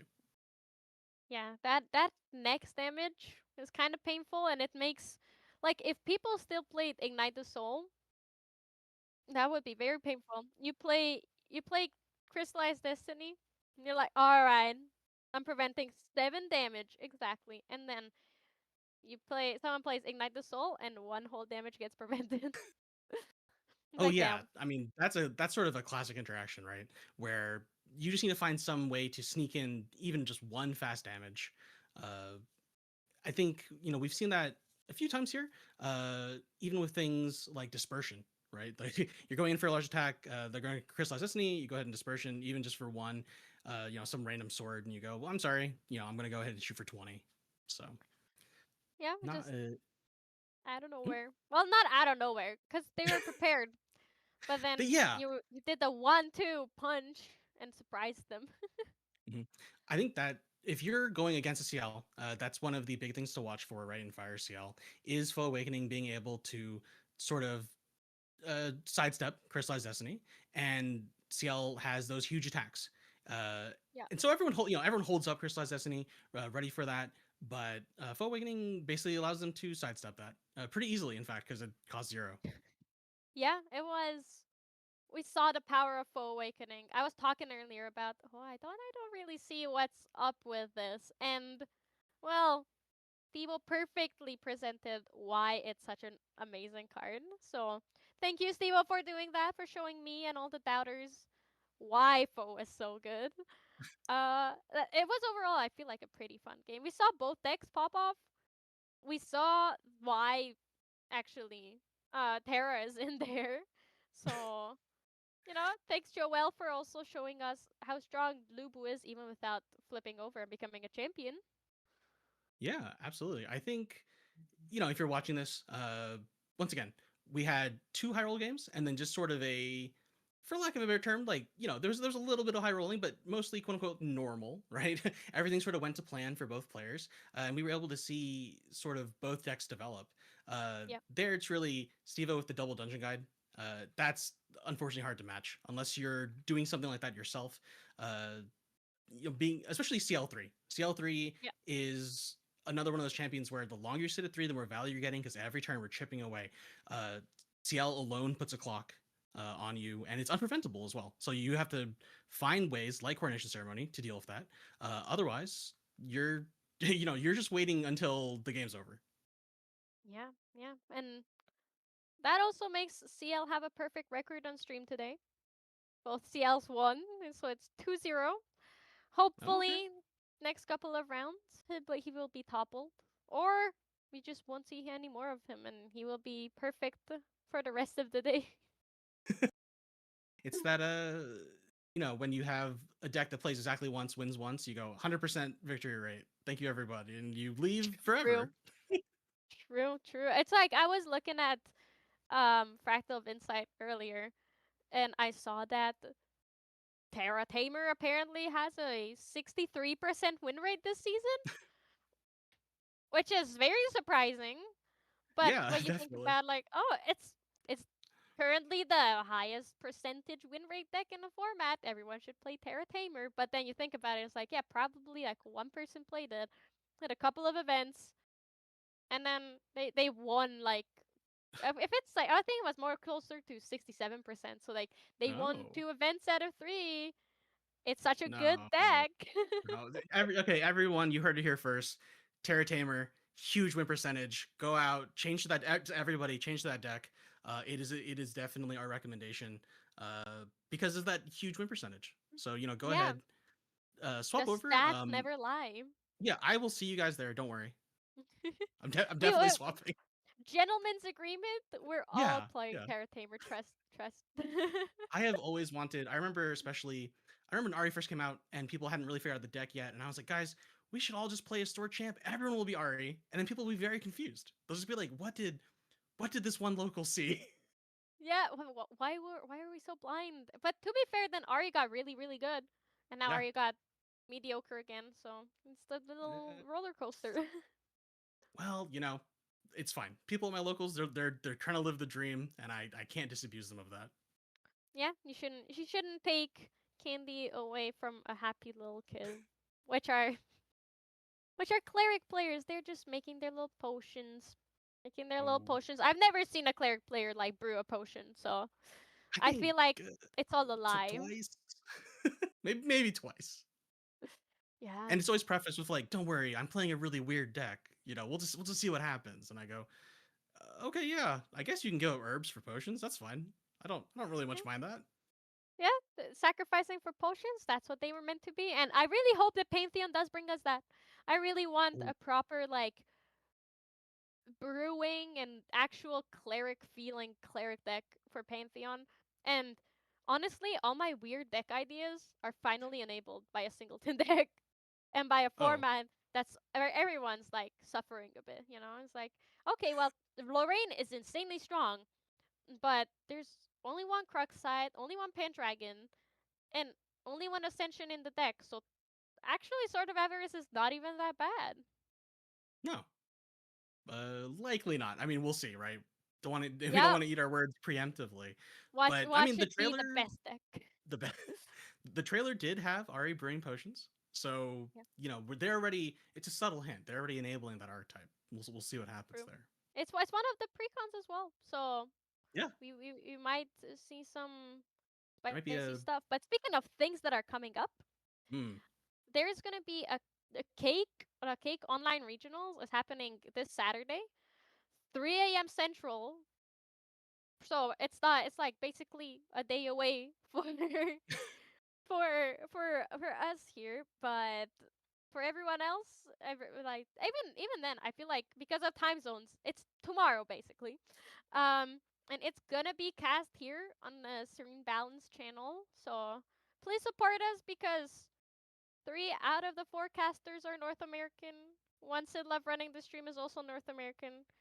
So please show up and watch the stream. It would mean a lot. And speaking of showing support, I mentioned this earlier. It was a little throwaway joke, but SBP now has channel memberships. So if you want actually super duper cute emotes, you should join because I saw them and I love them all and they are so cute and I'm just like, man, I want to use them everywhere. I'm waiting for the day where YouTube allows you to use your emotes all over YouTube. So if you want to prepare for that day, and if you want to support us here in Serene Balance Productions, please join the channel membership. And am I forgetting anything, Calcium? Uh, no, I think that's all of our announcements for round two. Yeah, definitely take a look at that membership. I am the kind of person I can definitely be learning by emotes, and these emotes look fantastic. All right, we're gonna Yeah. take a short break, and then we'll be right back with round three.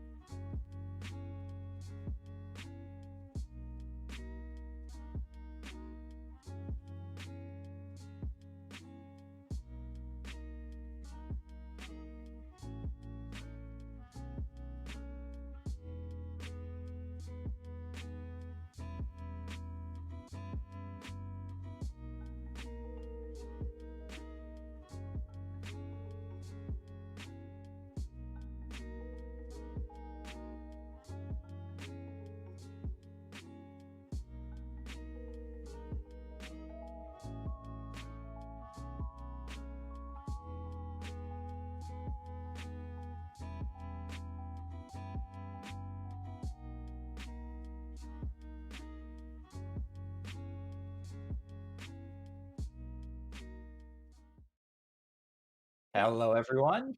Welcome back. I am back, and I'm casting for the first time with Calcium. First time I have the chance to. Hello, hello. Yeah.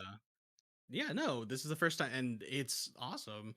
I definitely love, casting with a whole set of people and every new thing is a new thing for me to learn. So, and in the break there, we were speaking of things to learn. My absolutely awful French, so I'm really glad that you're here today Yes. to try and help me out of this. I don't want to be for everyone listening. I don't want to be more embarrassed. I'm trying my best, but I need someone to give me that personal touch. So Bonnie is here to teach me all of French in one go right now. French is a very, very weird language for English speaker because a lot of the vowels are stuff that you aren't used to say. And a good hint I give to people is that most of the vowels are much shorter than you think they usually are. Like in English, you tend to like drag on your vowels a little bit. In French, they're all very short. So the word of the moment that we saw last round, the awakening, how it's actually pronounced is fur. Okay, that was neither word that we had said. Yeah, there's All right, definitely no Y in there. It's not few. It's not faux with like a long O. It's a very short sound. It's fur. fur, Fur. fur, Yeah, yeah. For that, it is fur perfect. You awakening. got it. What does it mean? Curiously, It I means did not it look that means up. fire. Oh, it just means fire. It means fire. Oh, come on now, just put that on the thing. Fire awakening. I can say that. Yeah, but all the cell cards have French names, and it's thematic, Yeah. and it makes sure all the casters embarrass themselves. Well, for me, hopefully not today. I gotta make a note. I'm gonna forget this. The second we're off stream, I'd be like, okay, thanks, buddy. I'll see. I'm gonna it's for like okay, like FUR. Got it. Kind of. No R, but Almost. Oh yes. no, his eyes, the disapproving. He was like, no, that's too English. Thought. And yeah, I didn't do anything for this new set for PTM because there's really not that many cards with French names in it. But for people that are interested in just hearing well, French Quebecois version of how I say the card names, I did with Once a Little Love, our lovely producer, on his other channel. We have a little vid that goes through all the names in PTM and how I pronounce them. Ooh, no, I outed myself by not watching that vid. I shouldn't have said anything. It's just F awakening. That's it. Oh no, that probably sounds worse. Wait, no, no one listen to that. Hey, that's one of the things you can say as a caster to be on the line. I love Suzaki players and just saying that they're now flipping the bird. It's exactly what the board is describing. There's just that little bit behind everything. Yeah, I mean, if you were watching, you would know what was happening. So, no worries. You can just say whatever you want. Yeah, it's And perfectly reasonable. yeah, no one's gonna yell at us after this. It's totally fine. Speaking of casters embarrassing themselves, and also of decks that we haven't seen yet, I've yet to see on stream a Jub Jub bird. Ooh, I think that goes into sort of what decks Jubja Bird, would. Oh, okay. First thing, that goes into what decks Judge Bird would even be in, right? So Mhm, I think I've seen some experiments with Alice, mhm. but also Warrior, right? Warrior Fire, Yeah, yeah, being yeah, able yeah. to bring it back. Uh, but definitely there was a moment like I saw that card and I was like, do I need to practice the name backwards? Is this going to be just part of my life? Are you good at it? Can you just belt it out I'm gonna without okay. prompt? Jarib. That's It's that's that's what I've nailed in my head. you don't repeat the drib. It's the other part of the name that's Oh, repeated, is right? it? It's Jib Jib Bird. So it's Oh drib man, I'm jib gonna jib. look this up. Drib bush bush. Sorry, Budge budge. drib bush bush. Budge budge. Oh yeah, you're right. It's the full thing backwards. Yeah. So let's talk more about Jub Jub Bird just while we're here. Three I'm. three with stealth. Uh, I mean, It's it's one of two those three here things. itself, Yeah, it's. kind of. I don't know. Is Maybe almost valuable a category for cards? maybe we could get a comeback of Wind Allies Crux Lorraine, like was popular a couple of seasons ago. You know, it's a deck that Mhm. some people play here and there. Like um, one of my teammates brought it to NA Nats last year. so it's still viable. It's just not that popular anymore as compared to a couple of years ago. Yeah, I think we've seen it in a few events. It mostly gets around like fifth for I think the highest I've seen it. But I mean, if as long as it's fun, go ahead, bring it. And honestly, I think a lot of times, just practicing, all your lines, knowing your deck in and out, is sometimes a lot more valuable than your deck just being naturally strong. Mhm. Being able to respond to whatever your opponent's doing and sort of knowing what you're supposed to do next is a lot of times more valuable than just trying to high roll and be like, well, I know one thing and hopefully it works. There's also a lot to say about any deck that's able to play Ghost of Pendragon, but that's another discussion entirely. Well, no, see, we just saw on stream, right? Lubu stronger than Ghost of Dragon, Yeah, 4/4. yeah, clearly. Imagine if Lubu We drew well, oh man. Okay, hold on. If Lubu just one card or two? on attack. Why not? Oh, so it's like on attack every time. Hey, No, she never helps a mind. lot. She Don't helps break. a lot. No, don't let anyone hear this. that's I mean, that's we have that. It's Conduit of Season, and that's not played. Oh, okay. Well, fair enough. Maybe we'll see that in Ardia. Maybe there'll be Yeah, something yeah. that really Uh, enables conduit. Lots of very interesting in RDO. I'm excited for Tenoris and Pantheon too. Yeah, Pantheon I think is going to be man. So for me, my deck, my joke around locals is that my deck is going to be horse tribal. Ever since A and B came out, I was like, this is it. Horse tribal is the time. I'm gonna have a million horses. Everyone's gonna be equestrian, and I think Pantheon, it's gonna be the time of the horses. In fact, it is the year of the horse this year, the lunar year. So True, Pantheon is true. just showing me the way. Well, I'm excited to see that. Yeah, it'll have to go against Needful's slime deck, but that's fine. We'll just crush them. They're just slimes. Clearly, horses are better than slimes. Horses are better than slimes. Everyone knows that. There's a let's see. What deck are you planning for Pantheon Bounty? Pantheon.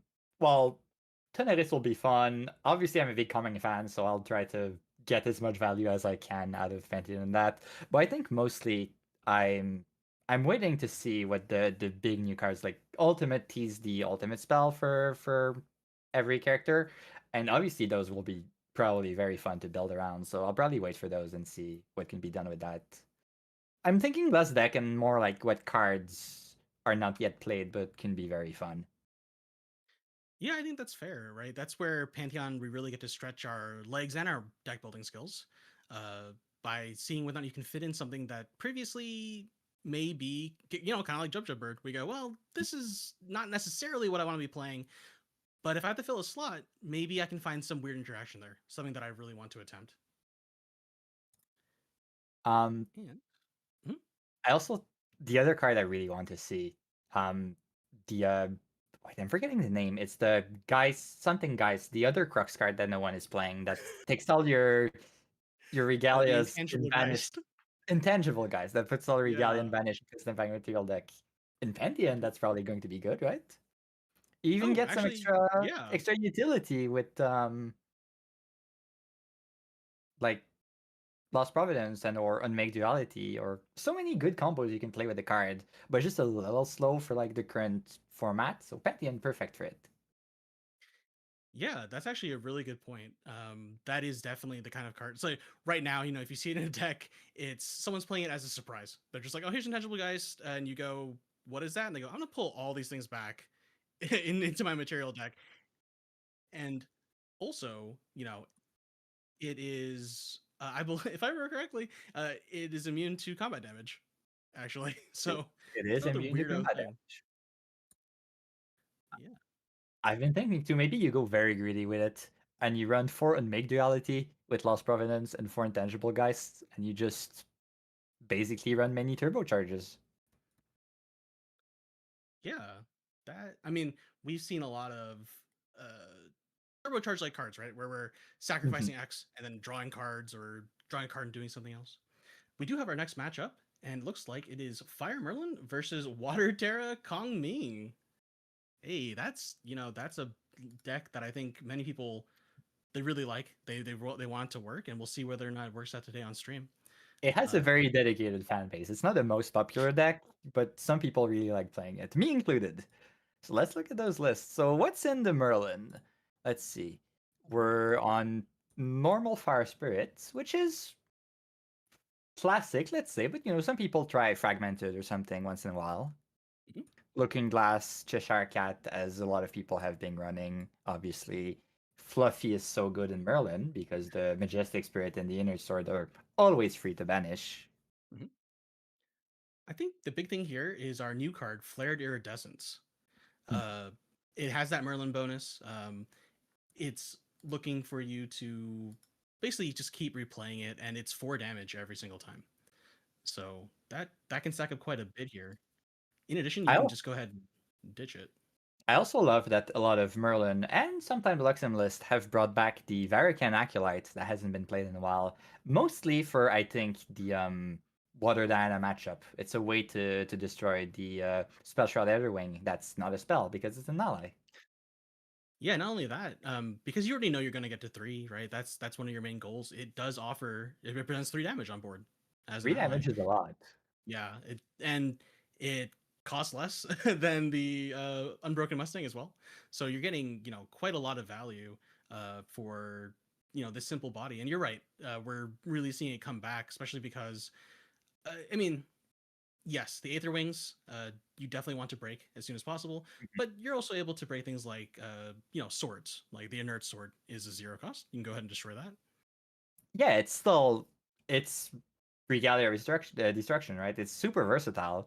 But obviously sometimes people when they put something in a deck list, they have a goal for it. And if I had to guess, it's probably Diana. Oh yeah, 100%. I think let's just check. Okay, yeah, I don't see any extra Verrucans, but tying these two decks together, I want to talk about. We do see Nimue, and we do see Yeah. that in the main deck of the Kong Mi as well. Yeah, that's the main point of contention in Kong players nowadays, whether you run Nimue or not.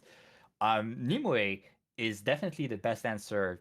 Well, the only answer that Kongming really has for Seiryu, which is a very popular deck at the moment. So a Yes. lot of people would say that the Nimue build is much better at this point, but it takes up a lot of your deck. So in other matchups, sometimes it's not as good. Yeah, I think with Nimue, so with Nimue, you are able to take out Seryu or technically any of the Senju with things like Reprogram or Resolute Stand by targeting them and then having Nimue's ability go ahead and destroy them for having been an ally that was targeted. Uh, but yeah, I mean you're right. It's quite a lot of cards, and if for example here, you're against this Fire Merlin, some of those cards you're really looking to play, and those 4 Nimue, I mean you can go ahead and get rid of the Majestic Spirit. Yeah, Majestic But Spirit is the Merlin big. doesn't like need the Majestic Spirit to win this. No, definitely Fireball seems to be the main game plan. I also see a single Lubu that I heard did a lot of good in the previous round. Yeah. Okay, you're right. Yeah, one Lubu, and yeah, last time, that's all we needed to get across threshold with game 1. So that 8 damage is nothing to sneeze at. Let's see, classic water opening here with this Thronekeeper Bullfrog. Okay, yeah, and Merlin already getting value there with that inert sword for Lorraine's. That Lorraine picture is pretty funny. Hasty Messenger. Let's see if we can ditch. So we already have one floating memory in there, and we're gonna ditch a liminal guide. So Pretty good. yeah, Merlin definitely looking to get to 3. Do you think there's any value though? So sometimes Merlin's game plan has to sort of evolve into sitting on level 2 and just clearing your opponent's value. Do you think this game could sort of, I don't want to say devolve, but maybe evolve into that? Um, there's a fair amount of float in the Kongming list, but also Kongming is very happy just sitting at 2 and drawing a card every other turn. Even more so than the Nimue version. I'm curious about this decision to kill the frog here before you have access to that Merlin to eat it.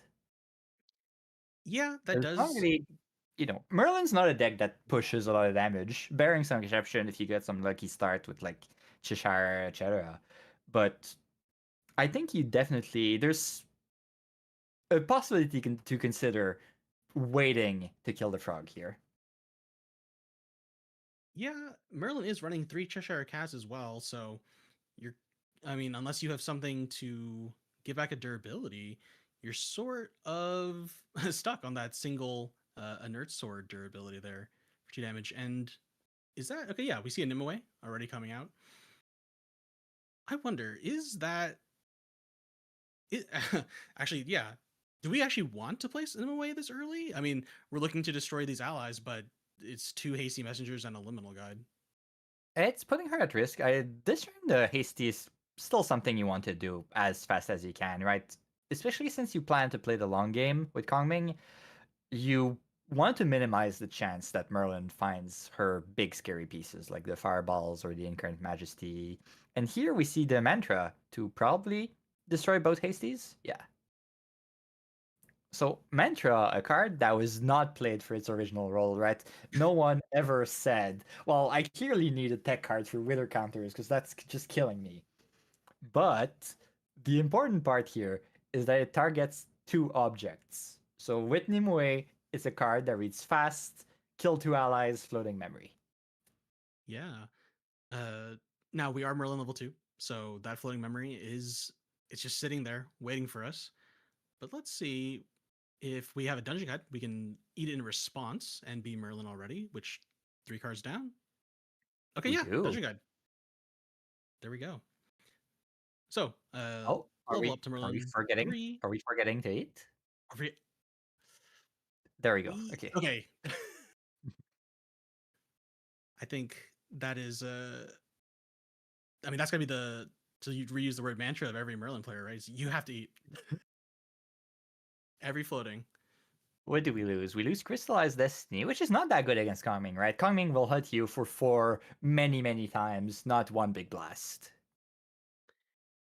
Yeah, the biggest thing there we see is Bagua for 4. So not okay. Ghost of Pendragon coming out, That's a and pretty so good this start. Merlin, yeah, this Merlin's already online, taking out the Nimue. You don't want any more ameliorating mantras.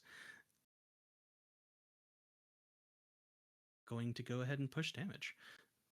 So if you are Kongming, you've seen this explosive start. They already ate one of your floating memories. Going to backup charger here. What do you think is Kongming? Especially because a big part of your plan is to get to Terra. Yeah, so you need to find a way to level up as efficiently as you can, right? You probably need to take a turn because you don't want to level up and end up with no cards in hand. Because then you'll take it a couple of turns trying to get back and probably just die that way.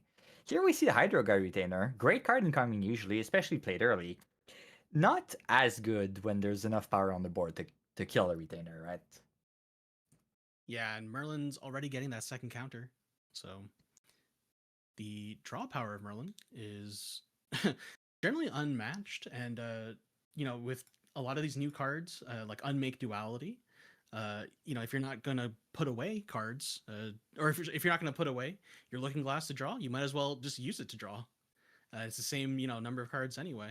So, and that may be something, we had talked a little bit about the Inert Sword. Of course, we can just put it back and bring it back out with its full durability if needed. Yeah, Merlin is efficient. Reduce, reuse, recycle. You have that on every part. You reduce to ash, you reuse your opponent's float, and you recycle your swords. Yeah, and with Flared Iridescence, that is definitely what they are looking for you to do. Right, you're gonna use it once, and then you're gonna go ahead and ephemerate it from the graveyard. I So, noticed something funny with Flare Iridescence playing the other day with my locals. It's the exact same numbers as Luxem. With Flare Iridescence, you can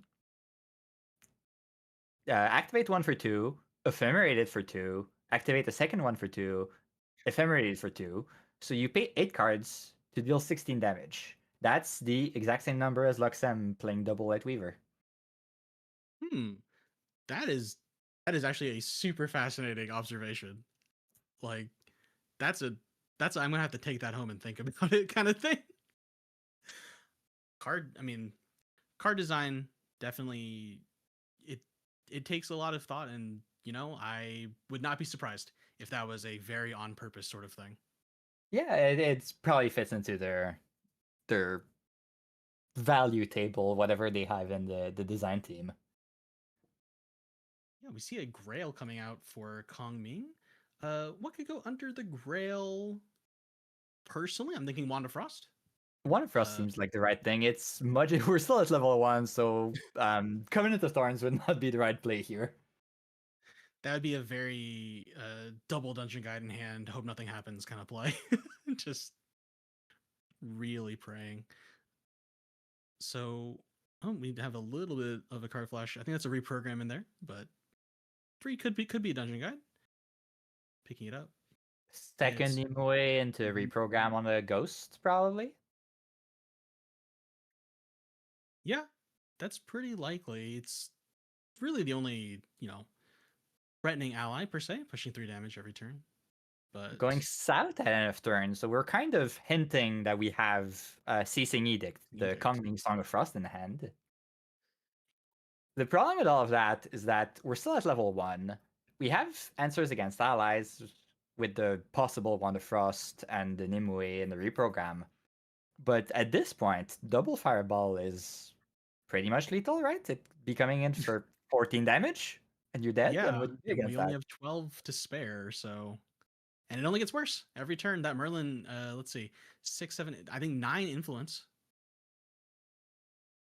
So more than enough for double fireball. John Blade, just getting us an extra card as well. And And Kongming is not on, there's no water barrier, there's no crystallized destiny, there's nothing to protect yourself against big attacks here. Well, big non-attacks. yeah, and we just as you said, just as you predicted, that reprogram going into that ghost on attack. 3, 4. Ooh. Okay, Cheshire Cat. Alright. Just as big. Doesn't draw cards on enter, but also the Spell Shroud not as relevant here. We have Nimue for that exact reason, right? Dealing with Spell Shrouded allies. Yeah, reprogram as well as Resolute Stand, both skills, so we're able to get around that spell shroud. Let's see. I mean, definitely trying to find another ghost, right? If we can. Oh, there it is. Yeah, because we can put that drawn blade, get that extra value, and like you said, Merlin very efficient, and this deck no different, showing us quite the value. I believe there's only one card in Kongming's hand, so yeah, there's nothing you can really do. Actually, that's not true. Like as you said, facing south, we are allowed to cease an edict for free. Ah, okay. Oh, okay, yeah. There's already one being there's already one used Mm-mm, on the Cheshire mm-mm. Cat for that damage. Yeah, I was like, Still the taking a damage lot of still holds. damage. We Yeah, did 11 out of 19. we didn't pop the solid Wonder Frost, so maybe it is Covenant of Thorns for way into the future. That would be really interesting. Cremating our liminal guide. That'd be really interesting because, I mean, with no dungeon guide on the previous turn, uh, you're thinking 2 turns in the future. I think you Mhm. have 1 floating memory. Yeah, with the reprogram. So maybe there's only 1 dungeon guide. That's the card kept in hand. Level to 2, then level to 3, and then we have Covenant. And also going south, we deny ourselves the draw from Kongming's level 2 ability, and we lose a Bagua. That's also rough. Hmm. Yeah, I'd be very interested in in the Kongming's hand here, uh, but I would predict a dungeon guide. I see Okay, 2 I think we just dungeon do that. guides, I think. Yeah, 3 dungeon guides, maybe? Or he's just like, okay, no, he's keeping it at hand. And so we see dungeon guide. Hopefully not okay. losing anything too bad. I believe that leaves us 2 cards in hand as well. But you're right. The big thing there is you're unable to reprogram in something. You're unable to draw a card off of Kongming level two's ability this turn. We are Unless, in level 3. unless under that Grail is a fan of 7 depths Ooh, for that the would be value. for the value. I mean, at this point, it wouldn't be bad, and definitely an unexpected move, right?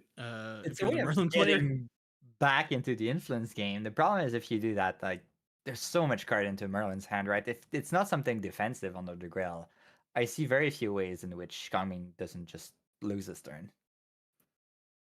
Yeah, I believe there's 8 in memory there, so 11 total influence for Merlin.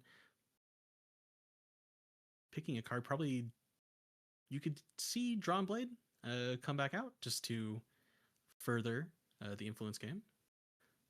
That's Okay, sort of seeking. sort of seeking. So that's an interesting one. I guess, just getting the sword out, uh, being able to attack. There's a fireball. Number one of probably many. Oh, we are popping it? It, It is a Covenant oh, of Thorns. Oh, that was great. That would have been such a big blowout if there had been the Varrican Acolyte from Glass earlier. yeah, that that would have really shown the strength. Okay, so But we're we're gonna saving a draw the lot of damage hand. here. Is it enough? That's the big question. Yeah. So curiously, choosing the cat, uh, is there any reason you might choose Ghost of Pendragon instead? They do well. Actually, the cat right now They, without the inert sword is less. yeah, true. That's true. But also overall harder to deal with, especially since your premium removal in the deck is Bagua. So in a way, it's more important for the long game. The question is if the long game was important to consider here. We're taking another 8 from Sudden Steel because we're in Merlin's good turn. Yeah, it looks like okay. All right, Yeah, let's that run it sounds like back the up here. concession. All right. So let's go ahead and take a look at those sideboards. See if Mhm. there's something, especially if you are the coming player, something to bring in against this Merlin. Let's see what we have. Safeguard Amulet is always good, right? Yeah, Heavenly Guide, Heavenly big Guide, one. great against Merlin because you want to level up first. Regal Inquisition is amazing if you're able to get the fireballs out of that hand. It's a big pressure off your back. Um, Coria's Ward might honestly be decent if you're able to protect your Hydro God Retainer early. And Merlin is definitely the kind of deck that has enough aggression that you want those early protection for them. You can be in much better shape influence wise than you would be otherwise. The extra Sentinel Sage is interesting. Maybe rough because it's already hard to level the tree, right, in this matchup. So putting more tarot cards could be rough depending on how the game plays out. Yeah, I think it's unlikely to bring in that Sage. And taking a look, I mean, what does Kami want to take out? So we know we want to put in Heavenly Guide, Regals, but what are we able to take out? Maybe the Uh, Nascent Blast. They're not that important in this matchup, right? It's not an allies yeah, deck. Even if you deal with the allies, and even then, like Nascent doesn't deal with Cheshire and doesn't deal with Ghost of Pendragon. yeah. And if you're bringing your Safeguard, if you take out the Nascent Blast, you can also take out your Tome of Sorcery. Hmm. And So then you can always take out the Orb of Seeding, so you can bring in the Coronal Rejuvenation, which is a card I love. Is it the best card ever? No, but super fun to play with. yeah, actually, I didn't notice that mainboard Orb of Sealing. Uh, Orb of Sealing in there definitely for all those CL players, Mhm. but potentially useful against some other decks that we haven't really seen too much of. Slimes and well, fire. Well, not even fire. Rye in general, though, is making Mhm. a sort of Yeah. comeback. It's even useful against Seiryu, right? It doesn't Oh yeah, prevent them from activating the Arcane Blast, but it makes their Seiryu Empower a bit smaller. yeah. All right, take a look at Glass, the Merlin player. What are they bringing on the sideboard? We see some Blanches Mhm. with Always their good. own Nimue. So I don't think they need their own Nimue. Not in this matchup. You're not that scared of Lubu Yeah. to put him away in. Uh, Protect her at all costs. So I don't think we're gonna see it here, but I think that card is pretty interesting. Yeah, it does say Merlin bonus, right? There's nothing Yeah. that specifies you have to be the new assassin Merlin, so it's perfectly playable in the old one, and a great answer to Shadow Strike, to a lot of very scary threat in the current format. Yeah, and I mean, once again, I don't think we're gonna see it, but if we did see it, that's just a fast 3/3 that you're able to put on the board. The one card that might be very interesting is the Infernal Vessel, the new fire recover a smaller card.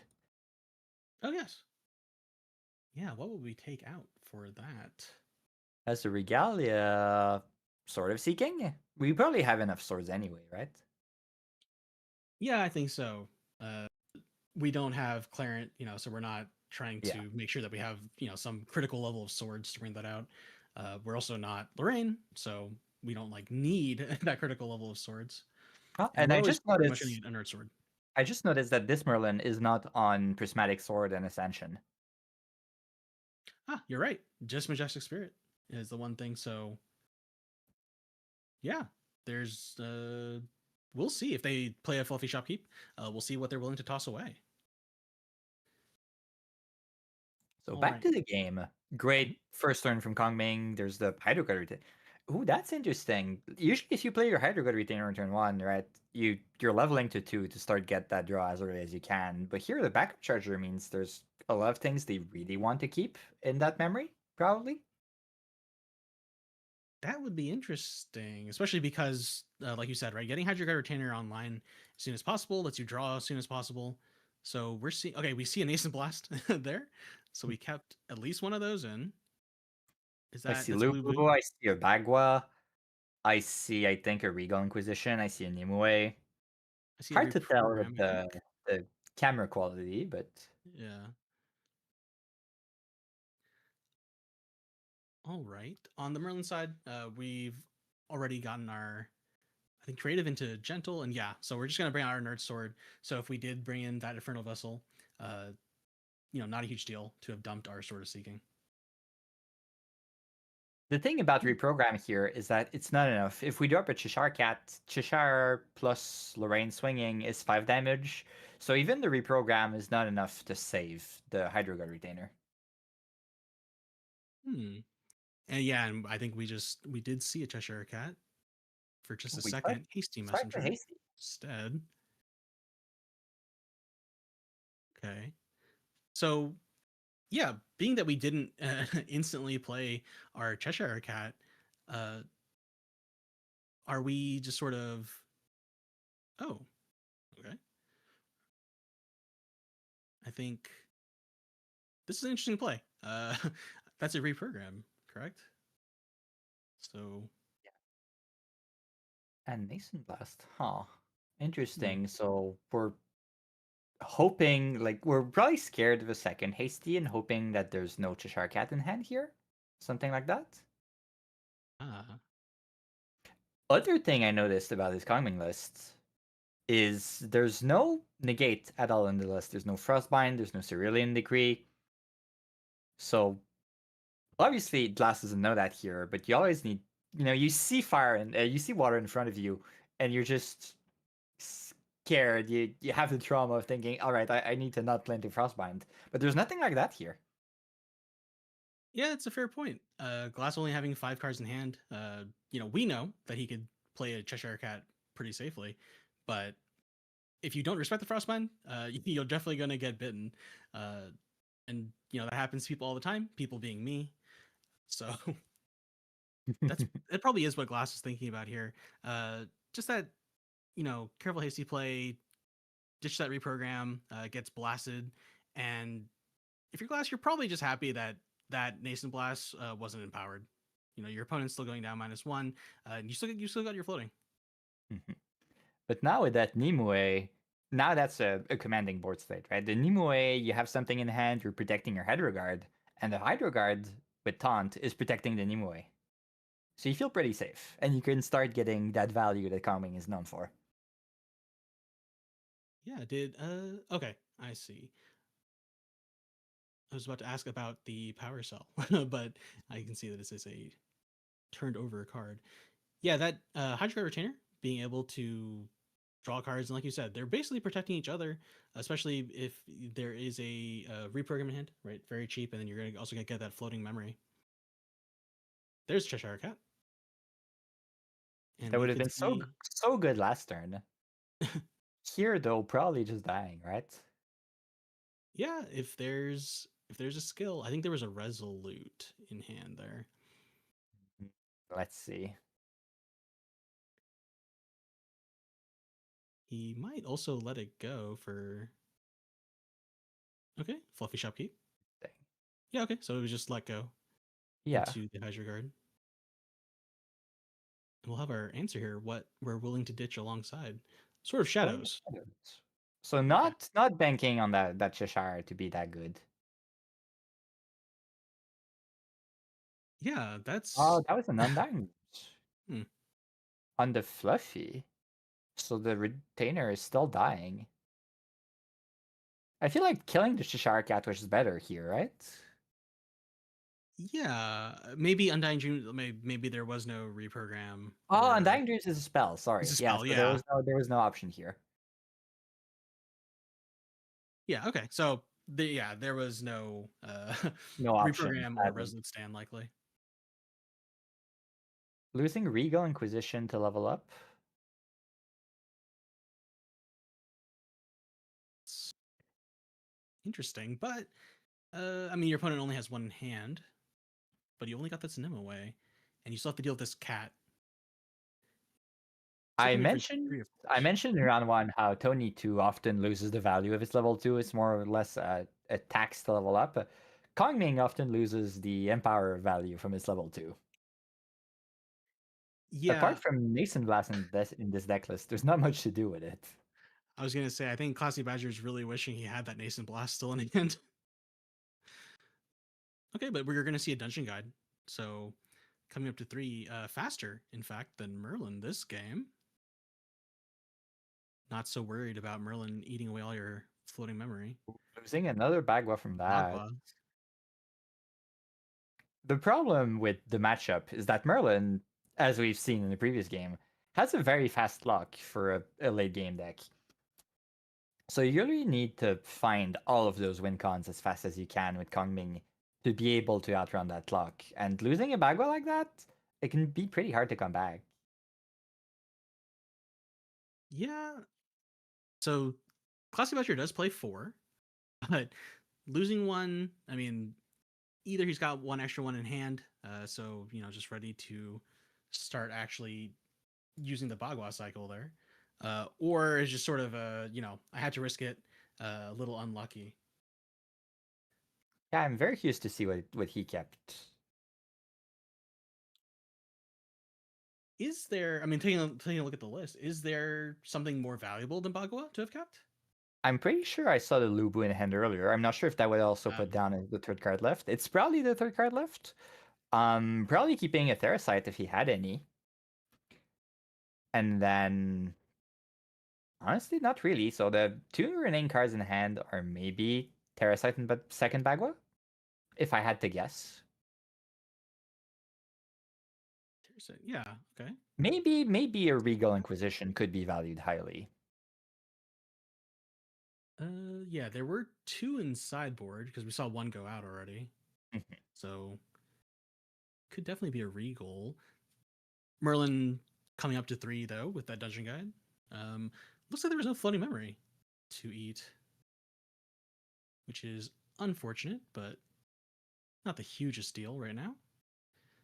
The damage total is pretty low, 4-1. Yeah, Let's both see. players have a lot of time of loose to play with.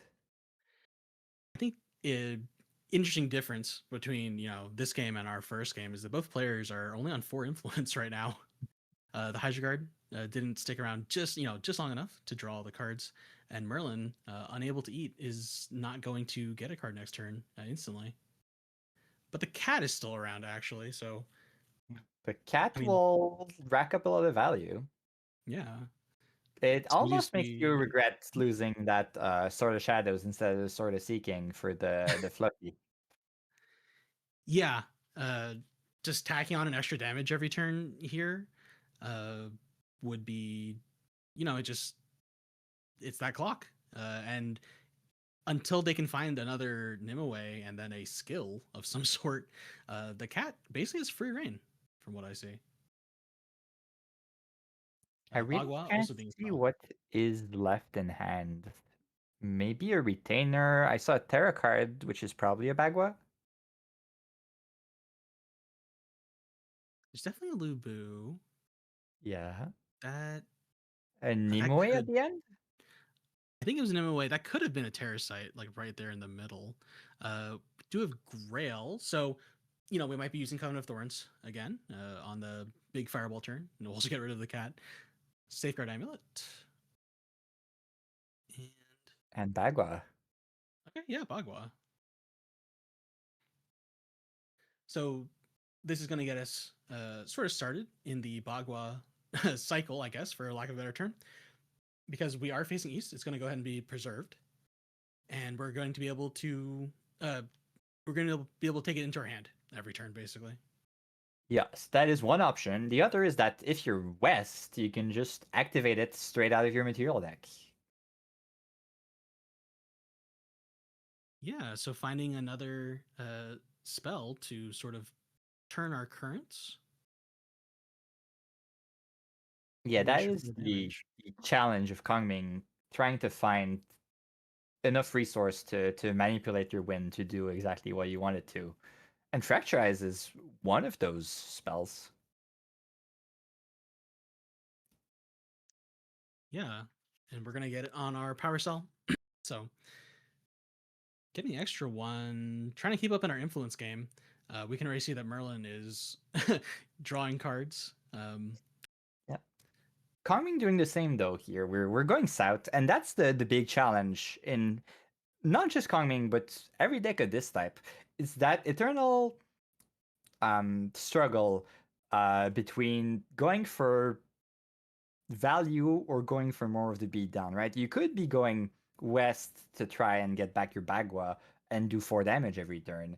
Or you could be trying to go for those north south draw a card every turn loops. But you can't really do both at the same time. And playing the balance between those to the best of your ability is what makes you a good Kong player. Yeah, well, I mean, let's see. So we're south right now. What would you be trying to develop here as the Kongming player? So now you're down to 3 influence. um, you do have that one Bagua preserved, but you are facing south. I'm sorry, you have 4 influence. Definitely you want to find something else to help those loops, right? A single Bagua doesn't do much by itself, but when you have something else, it becomes much better. If you find just a Terrasite, you can go Bagua Terrasite to go from west to east every turn and do that free 4 damage because the Terrasite also preserves, so you can just get it back into hand every turn, like this.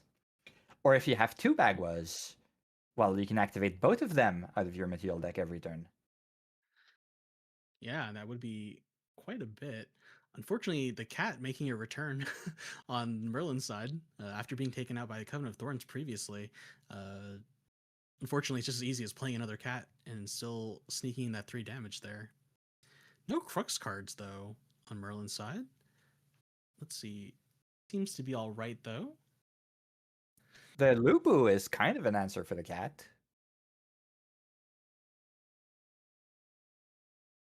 Uh, We do see it. yeah, okay, here we go. Lubu. Taking out the Stalwart. Being forced to give a float to Merlin at this stage of the game is not as bad as early, but there's still a possibility of bringing the Drown Blade every turn that just compounds all that card draw that Merlin's already doing. Yeah, unfortunately, turning essentially 1 card draw into 3 with the Pendragon is not in Kongming's favor. That being said, you mentioned before, we are slowly building up our influence again as Kongming. We do have the Terrasite as well as the Bagua in our material deck preserved. So if we're able to sort of pull those out, we can, with another Terrasite or Bagua, we can begin our cycle of just constantly hitting Bagwas for 4. And then Mm-hmm. we don't need to worry about the cat if we can just constantly keep eating away at our opponent. Still need to worry a little about the cat because coming only 25 life. It's not lasting that long, and we have the Sempiternal Sage if we find them to recover a Mm. little, but otherwise not the most durable champion. And as we mentioned, there's not that many defensive tools in the list. Yeah, taking a look. I mean, we of course the reprogram and resolute stands are double use, of course, not just taking allies away from the other side, but you could of course use them for their traditional effects. Otherwise, ceasing edict and The Coriolis Sword that we just see Coriolis. has in fact been Oh, sideboarded in. oh yeah, there it is. So yeah, that's another one of our defensive cards there. Also drawing us a card. So keeping the Lubu alive. We were seeing, Fortunately, Ghost uh, of Pendragon yeah, will signal the end of Lubu. we're seeing the unfortunate side effect, and especially if glass having that stalwart shieldmate, being able to replay the drawn blade. So I think, What else is coming out? Oh, a oh Blanche main blush, phase. Just to finish off the Lubu.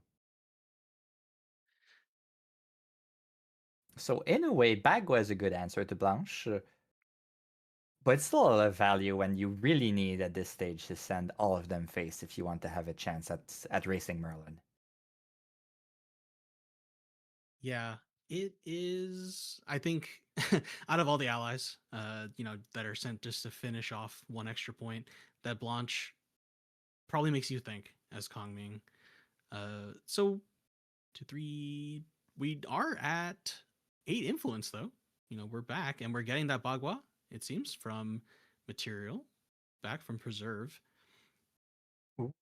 We make Oh the no, choice wait. here to use Bagua to kill Yeah. Blanche, using the Terracite in hand and the Fractal we had on board to pay, which means we're only going north, not east, so the Bagua will not be represerved. So we Yeah, already lost two Baguas here. I was just about to ask you, do we use the Bagua for Blanche? And the answer is yes, it seems. Another Nim away. Do we have something in hand to take care? I keep thinking I see a reprogram in hand. He has to have something in hand at this point. That yeah, Another that North. is a reprogram. That is a Yeah. reprogram. So another north south drawing cards. Everyone's just drawing cards. Uh, so It is the best and most fun thing you can do at this game. yeah, I mean, I think, just stepping away from this game for just a second, right? So much of the meta being at level 3, everyone's always looking to sort of refill their hand after going to Mhm. level 3, and these two decks are, they're definitely showing us what players I think are sort of considering. Um, After turn 3, they got to refill their hands, and these two champions, in addition to sort of like we mentioned, all the other like quote unquote charge cards, right, where we're sacrificing something Mhm. to draw, uh,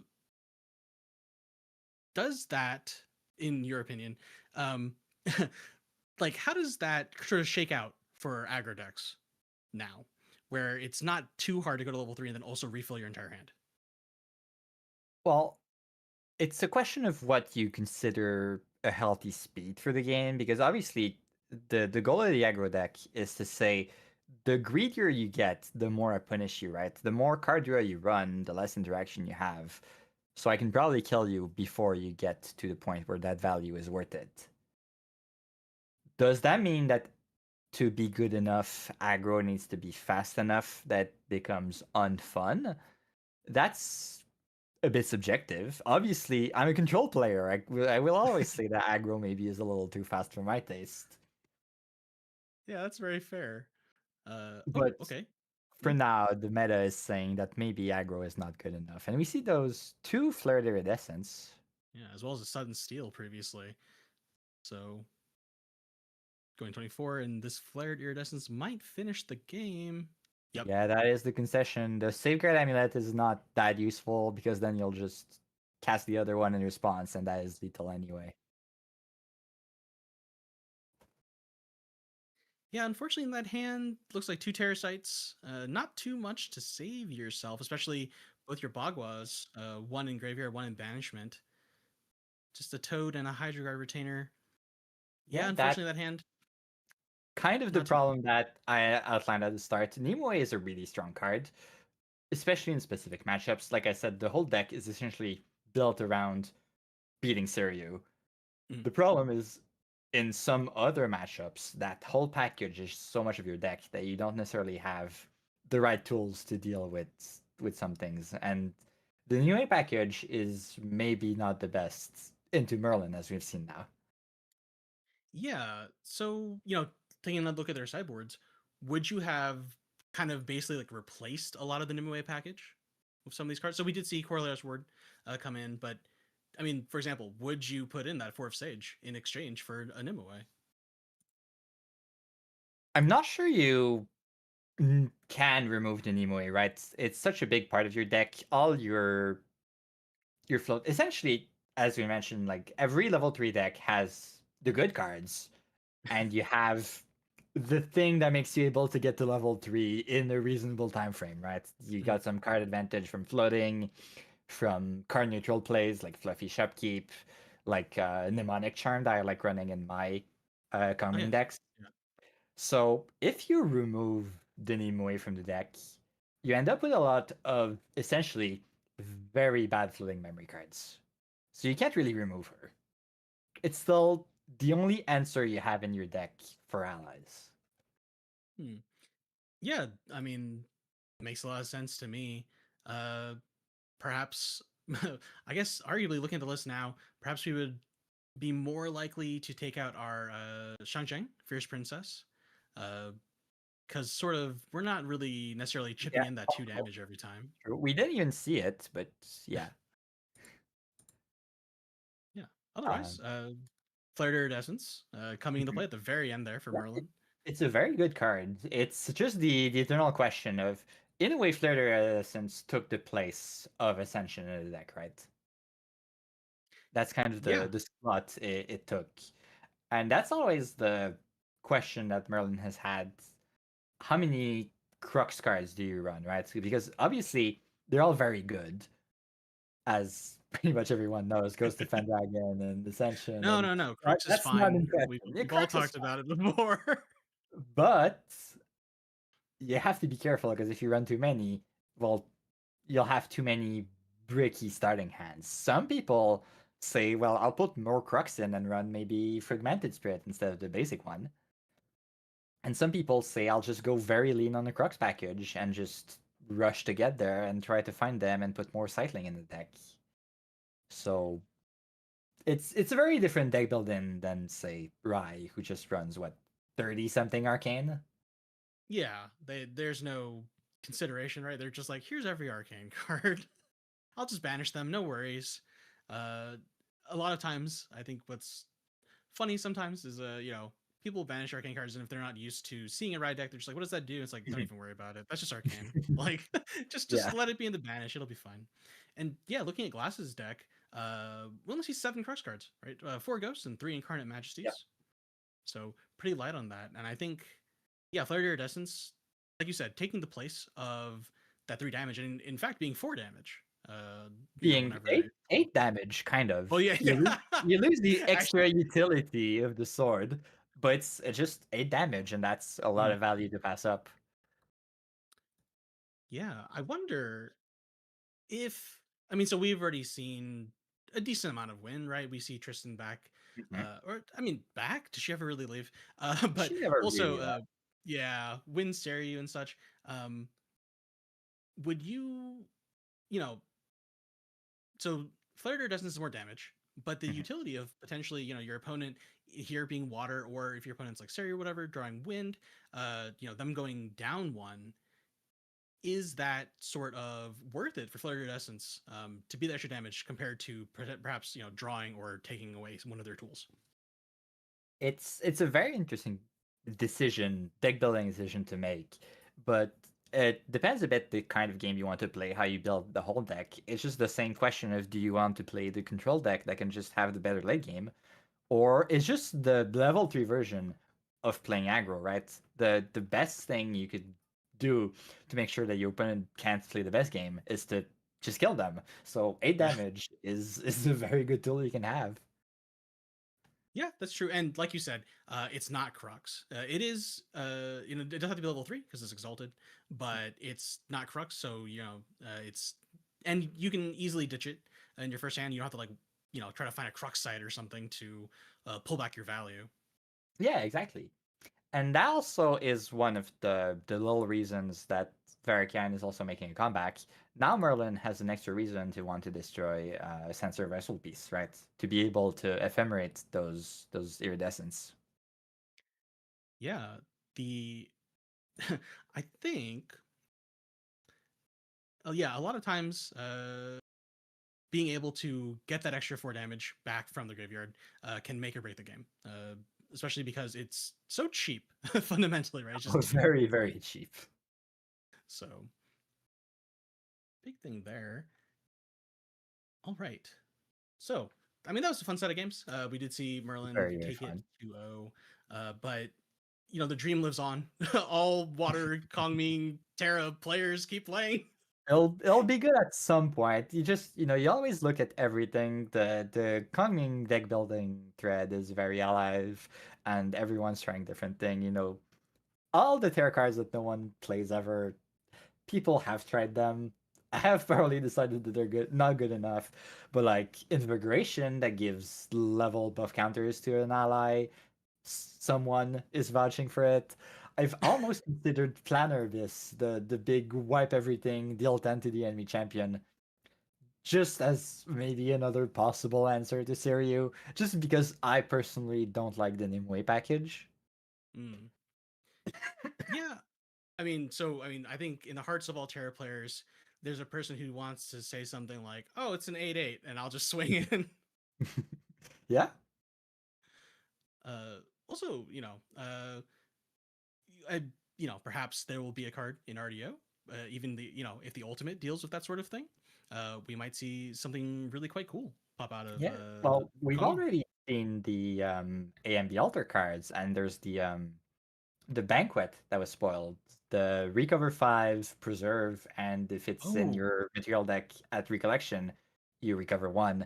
It's a very yeah, interesting card. It's super good into those grindy matchups, right? It's just a lot of decks, in a way, have a very limited damage potential, right? It's not that straight up the 60 card is only able to deal this amount of damage.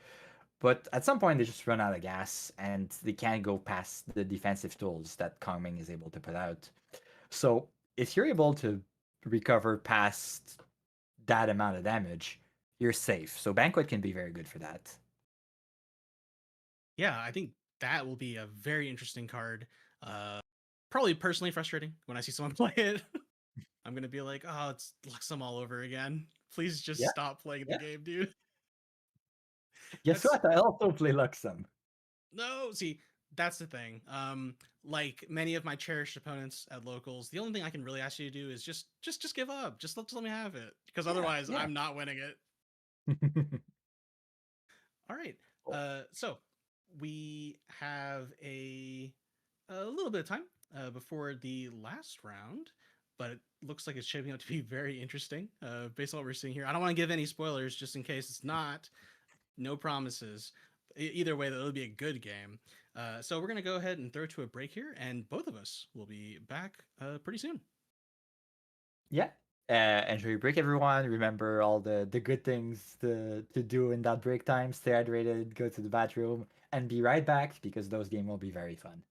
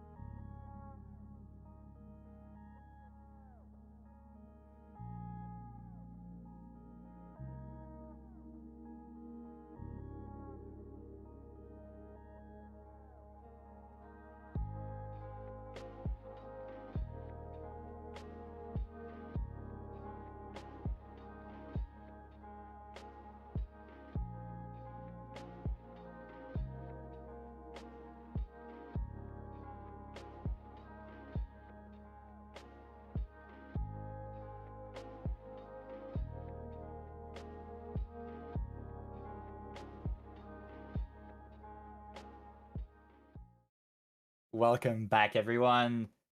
Last round will start very shortly. We still have some time while everyone finalizes their, always at the end of the round, check your pairing, make sure nothing has been misreported. You don't want to just go in the last round and go, wait, restart the whole round. My thing didn't go in right. Just check your things. So while they're doing that, we'll be there to entertain you. We have some more French to Yeah. learn. There's a Oh, card that probably will never see play, but has been very fun to see. The the Tamer domain that is French. And do you want to hazard yeah. a I was guess gonna at the say, pronunciation? can I try? Okay, but Lag Al Omar. All right, so the He's smiling too wide. the G is soft. It's not a GG, it's a J. Is it So it's plage. plage? Yeah, which means beach, Beach? Okay. as you can see in the art. Oh yeah, yeah. The middle word is one of those French specials where you pronounce none of the letters. It's oh, Okay. Okay, French. All right. yeah, it's French. Oh, yeah. It's not even not pronouncing the letters. It's just that French says that like vowel combos become new vowels. Like the AU is just an O sound. Fair enough.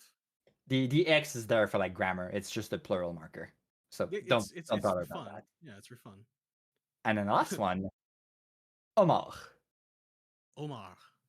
Omar. Yeah, Oh, and like the like end of that the S like there. the likely like Middle Eastern name, Omar.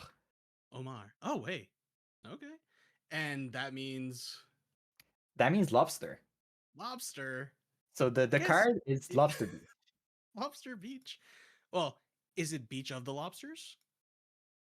Technically, partly it's probably because the devs don't really speak French. They just find words that sound cool. But O means it's kind of weird. There's no perfect equivalent in English, but it's like kind of like of. So it's like the beach of lobsters. That's why I say lobster beach is the best Yeah, translation. I think that's fair. Although, oh man, I'm looking at there's a lot of like jellyfish and stuff in this card. Uh, but I mean, the main thing, of course, we were talking in the break. Uh, I still cannot speak French, unfortunately, as much as Bonnie's been trying in our like 10 minutes. But I thought this card was really funny, and like you said, right now we're not seeing this card at all. I don't think we'll ever see that card being played. It's Three it's for fun to say. It's fun to look at your yeah. friends and say, try pronounce that. But I don't think it'll be played. Oh well, you see, one day we're gonna really need our animal and beast allies to get +1 Yeah, life exactly, definitely, yeah. And definitely. and this will do it until they destroy it as a siegeable domain. It only has 4. I want to make a small correction. I said last round that the most fun thing you can do in Grand Archive is drawing cards. That's just Mm. for the regular player. The real Ooh. answer is, and because we possibly have some slimes coming in for round 4, have you ever resolved a lunette against slimes? Yes. Okay, Yes. that is the definition of fun for at least your player. Oh, okay. I just heard something. No slimes. Okay, that's fine though. Oh, You know what?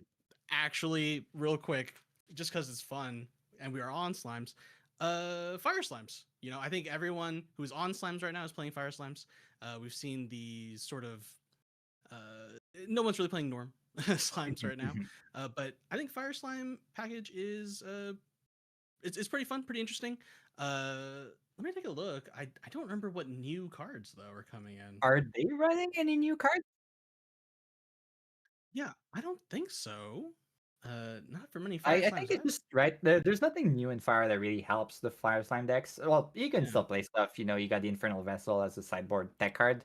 It's really just a question of meta, right? It's the same discussion we've had last round of do you play more late game or do you play a bit more aggro? And Fire Slime is just the fastest version of Slime, so sometimes it's better. Yeah, I mean those advanced slimes. Everyone who played in the previous slime metas will know, or even now, even just casually, right? At your local, someone wants to play slimes, they get enough. Advanced Slam's on there. It's really really tough. Right. Still looking for our match, but it'll be like really cool. We're trying to find just the best deck to showcase to everyone here. Yeah. Oh. I, oh. Okay. So we're going to go into a match that has a pair down, 3-0 versus a 2-1. So we'll see those decks in just a minute. I So haven't I think promised there. one of those is, yeah, it's last that we just saw. So it's the exact same Merlin deck that we just Okay. had on the previous round. However, our Okay. producer has promised us something very interesting for his opponent. Yeah, and his promises to us are real, unlike our promises to the audience. They have to be. All right. So, all ready for that. Yes, like you said, a repeat of Glass's deck, so that it's going to be Fire Merlin. And looks like we're getting the deck list in now. Oh, I'm just seeing the title and that looks good. Oh, we're seeing more Tenoris here, More. but the other Okay, one. so We're yeah, still open the going Night of Neo. Tony. And okay, let's take It, a look it at this. it's a classic. It's the old Jimmy special of Creation's Will, Assemble the Ancient. It's not running any of the new spicy tech. A lot of people have tried a couple of very spicy things, like decompose, like slash and burn, to create more swords as fast as they can. This is going back to the basics. Just play a lot of domains, sacrifice all of them, make some very big swords, and fuse them all together like an anime protagonist, and swing 50 damage at your opponent's face. Each round we might find another thing that's the most fun thing to do in Grand Archive. I do see. So we are running the new card Spark Link. Uh, that Yes, one I think yes. is interesting. It is each player draws a card into memory, so it's a lot. Uh, excuse me. It's a lot like increasing danger. However, instead of drawing, this at level 1 up gives you a floating memory.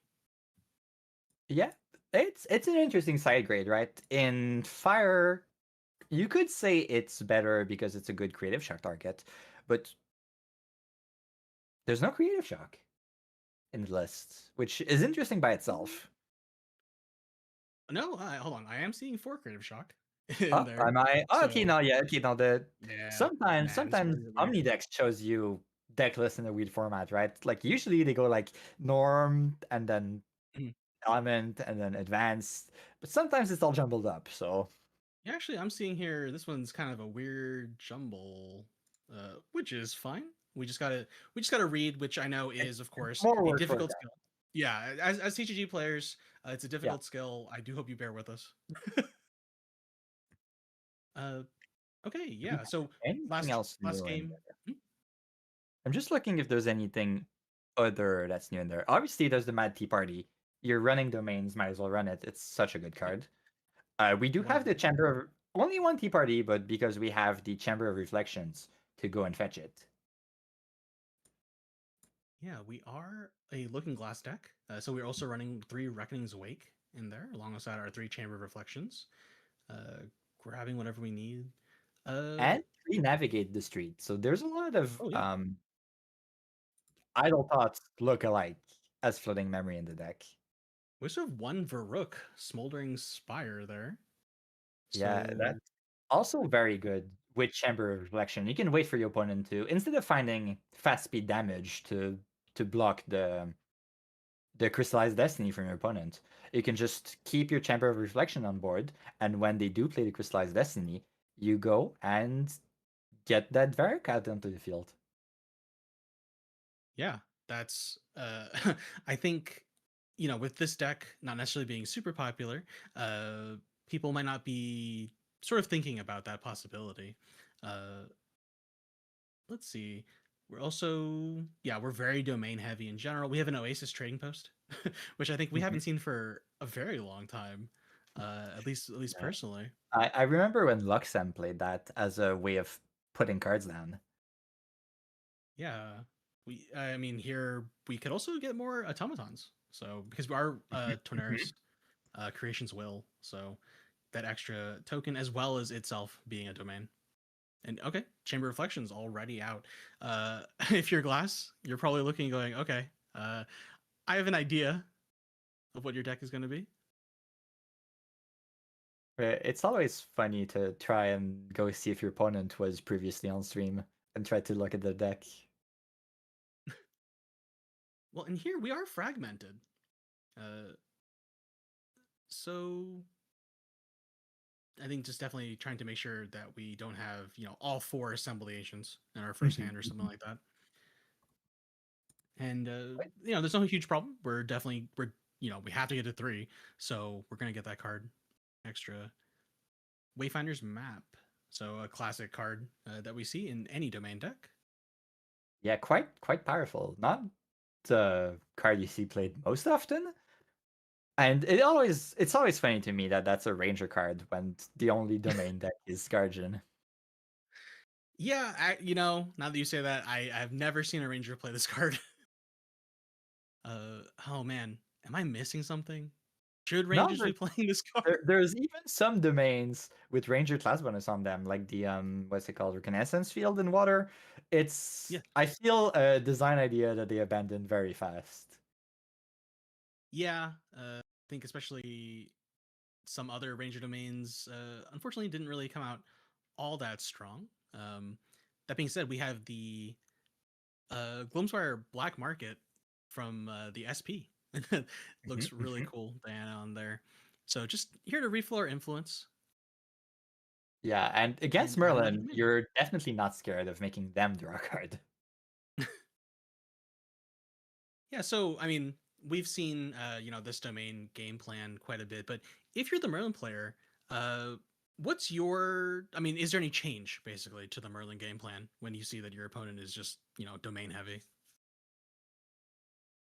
It's like playing against every other combo deck, right? A good thing to learn. Yes, there's some variants for some very specific decks, but overall, you adjust your game plan to the overall game plan of your opponent, right? You're not saying like, well, I'm playing against this deck in particular. You'll go, well, against aggro I play like this, against combo I play like this, against control I play like this. So playing against Assemble the Ancients Tenoris is not that different in your overall play pattern than playing against, say, Seiryu. Okay, yeah, I think that's very fair. I think a lot of times when we talk about decks and or the meta in general, we talk about sort of individual deck matchups, but thinking about it from a deck archetype, status in general is probably pretty helpful, especially for people who are just getting into the game. They're trying to find their deck, and I think a lot of new players sometimes they'll try a deck and go like, "Well, this isn't for me. I had no idea how to defeat domains. They just Yeah, absolutely yeah. murdered me." Uh, but the answer, sort of like you said, is just stick at it and realize that you're playing against the sort of wider TCG archetypes of decks as opposed to just individual little pieces. Here we see the Merlin special of dungeon guiding to 2 just so you can steal that float very early. Yeah, and that was the navigate the streets, just like you mentioned. I think, oh man, it's really funny that there's like a silly looking Lorraine, and then it goes Yeah. to just a normal Merlin. Need to update his proxy game and fill the lineage with doodles. Where's the Merlin doodle?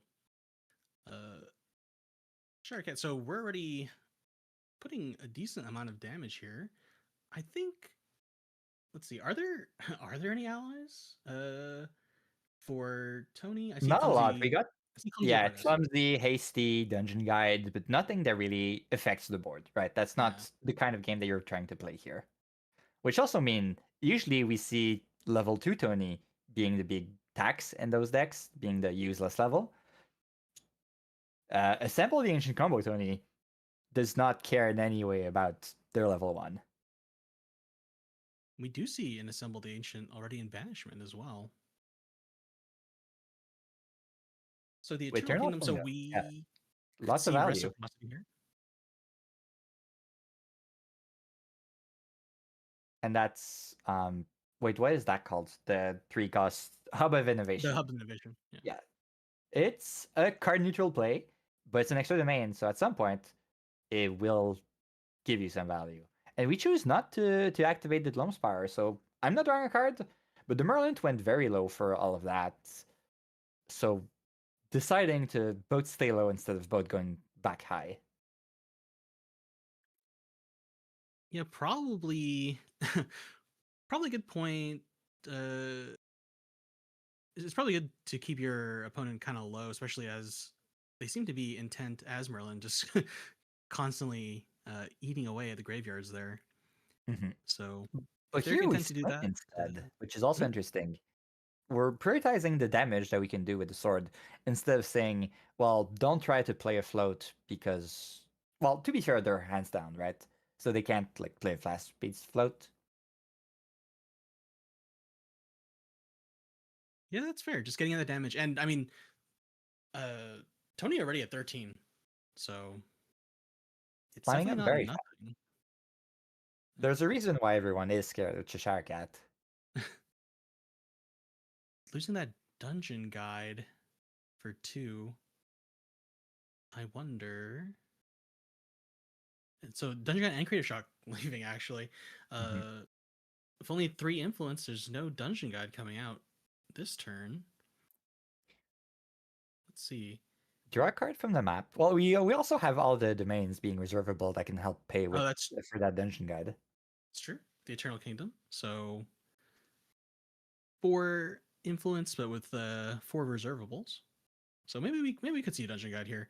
Although tossing one away was probably not okay. Creative shock. It Creative probably Shock. wasn't the best situation. It's always interesting. Like we've talked about archetypes. The way a combo deck like Assemble uses Creative Shock is very different from the way Merlin uses Creative Shock, right? Merlin uses Creative Shock purely for value. It's dig deeper into the deck, discard a float every single time. The combo deck, like Assemble the Ancients, really is looking for specific cards. So like Merlin would never, basically never, go full hands down for Creative Shock. You don't play it unless you have a float in hand, or you really, really need to find something. But it's not something that bothers the main deck here. Yeah, that's an interesting point. If you are the domain deck, what are you looking for right now? Is it the dungeon guide, or you're just sort of bidding your time, hoping Merlin doesn't gain too much advantage if and when they go to 3? It really depends what we have right now in memory. So could be looking for their win con because we've already banished one of the Assembly Ancients. Could be looking for a dungeon guide if we were taking a slow turn next turn. I it really depends what they have. Yeah, well, we did see them actually activate that Gloamspire. So both players were able to draw a card because Merlin was at 6. And looking like, is Merlin looking to level here? Yeah, we are. Yes. So getting that, yep, getting that Merlin level 3. They already have a level counter, so they're Yeah. going to be able to draw a card back and also get their bonus for this turn. Although the Inert Sword, we definitely want to keep for our. Oh well, unfortunate. Losing the We Ghost of definitely would want to keep Pendragon it. to level up is always sad, Mm. but I feel like it was probably one of the cards that was drawn from the Gloamspire. Ooh, Yeah. Iridescence and Recollects. Do we just have lethal here? How much are we Ooh. missing? 8? 1, 2, Uh, 3, 7. Yeah, there. that's Yeah, that's two very lethal. steel there, and the dungeon guide. Yep. All right, pick that up. So, uh, yeah. Do you feel that that was maybe just like a little slow from the domain side, or is it sort of unfortunate, case of Merlin having it? I think it was mostly very fast from the Merlin side, right? That's Mm. more early game damage than the deck puts out on average. And obviously the Tony deck is not running the most interaction, right? We don't have. We're not even running Resolute Stand, are we? No, we're not. No. So yeah, that's one of the points of playing greedy, right? You have better ways of leveling up, but sometimes you just get killed early because you went full in on the greed. Yeah, I think it was 13 damage on level 1. And then Merlin coming in, and with that too, even without the Inert Sword, more than enough Yeah. damage. Obviously, losing the dungeon guide changes the math a bit too.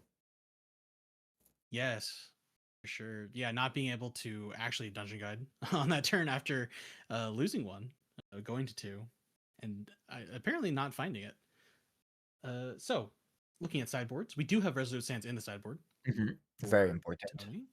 And not even, it's always kind of a gamble playing against Merlin, right? Because you can have games like this where Merlin puts out 7, 8 damage a turn just with allies, and you really need those Resolute Stands.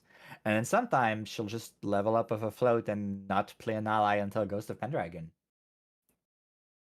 Yeah, and then you're really wishing you had those blanches is also sort of the trouble there. With Flared Iridescence, you might be thinking about it. Regal Inquisition. Very good against Otherwise, Merlin.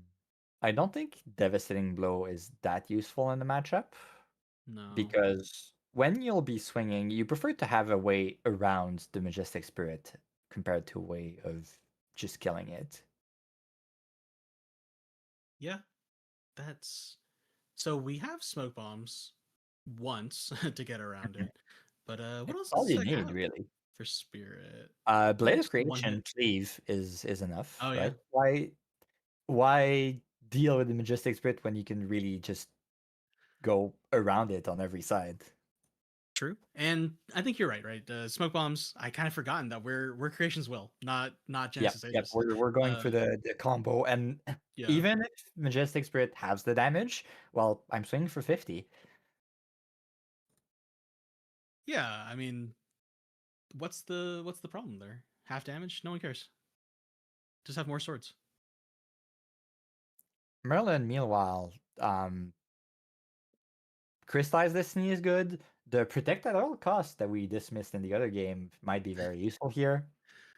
Yeah, I think if you so you didn't see them actually as creations will, but if you're able to sort of divine that from what they're doing, Mhm. definitely protect her at all costs. They'll go in for the big swing, and then you can actually redirect it all to this little 3/3 guy, and he'll take the 60 uh, power hit. Yep. And even retaliate for 2. It's better than a Crystallized Destiny.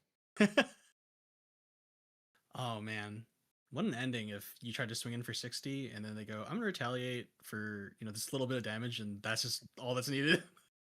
Yeah. Would be exciting. And we're almost certainly not seeing those stolen chances.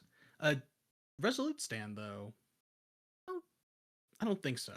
I But don't think it's worth enough.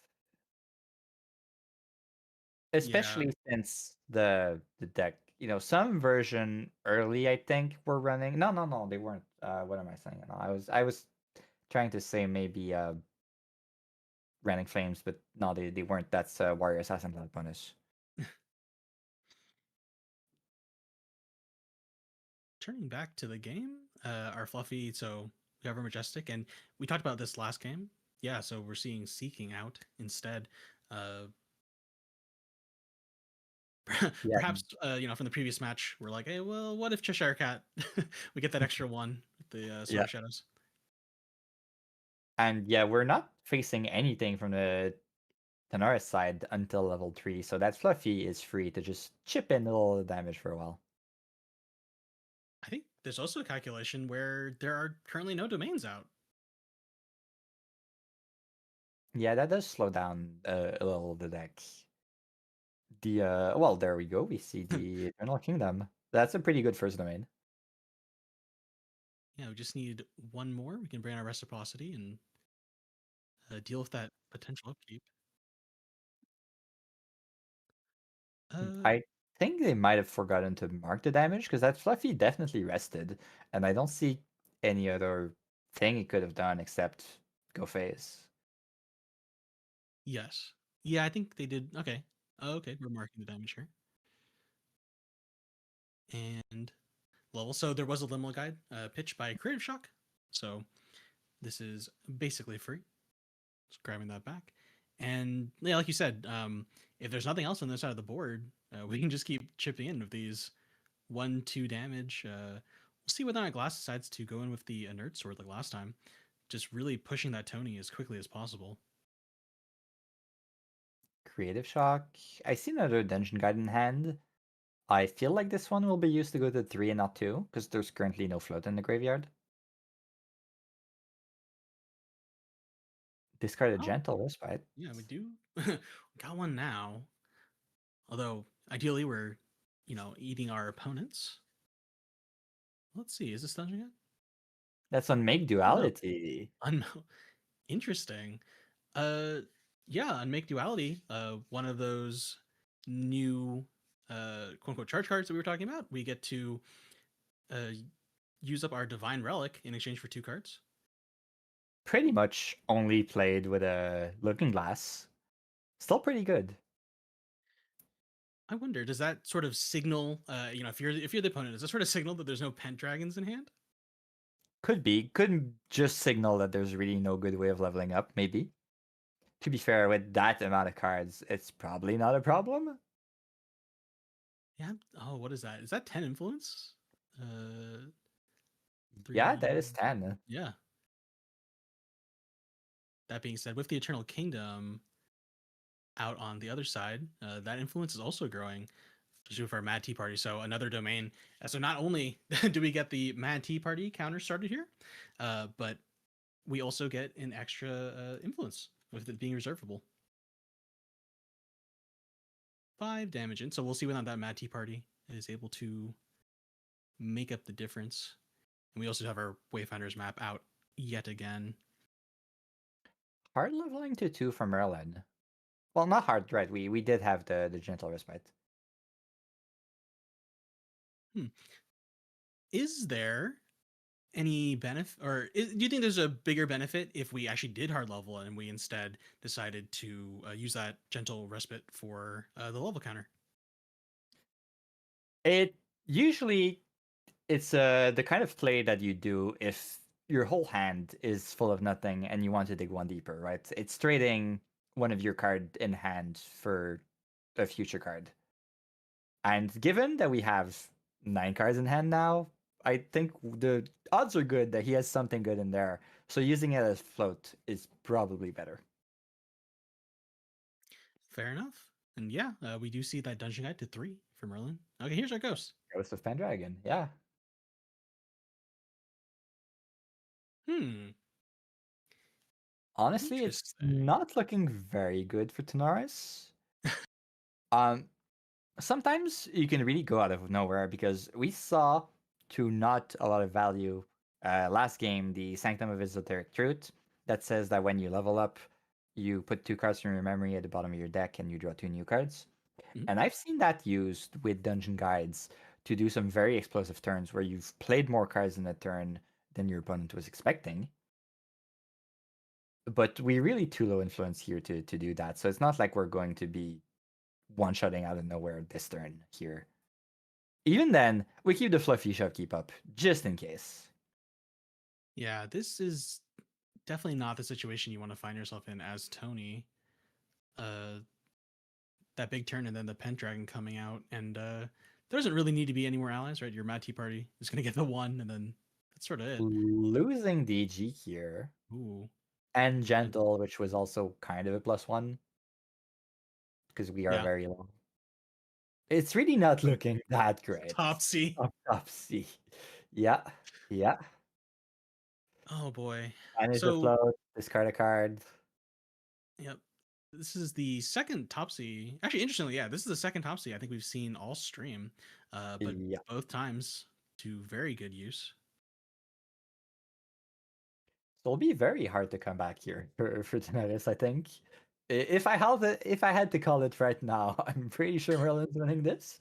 But we'll see if we can get something out. Something here in pre-rec costing 2, maybe 3. Let's see. What do we have in the deck? Oh yeah, we're paying Oh, for the we have to Eternal pay. Kingdom upkeep. Yeah, we didn't. No, and Oh, we're playing the Sparklink. okay. Yeah. That okay. I wonder, is that what level of desperation is that? Because we're giving Merlin another card here. It's it's the level of desperation where you have 3 cards in the hand against a Merlin. Okay. You know what? I felt that before, so I didn't. If you've played against Merlin, you know exactly how that feels. It's not great.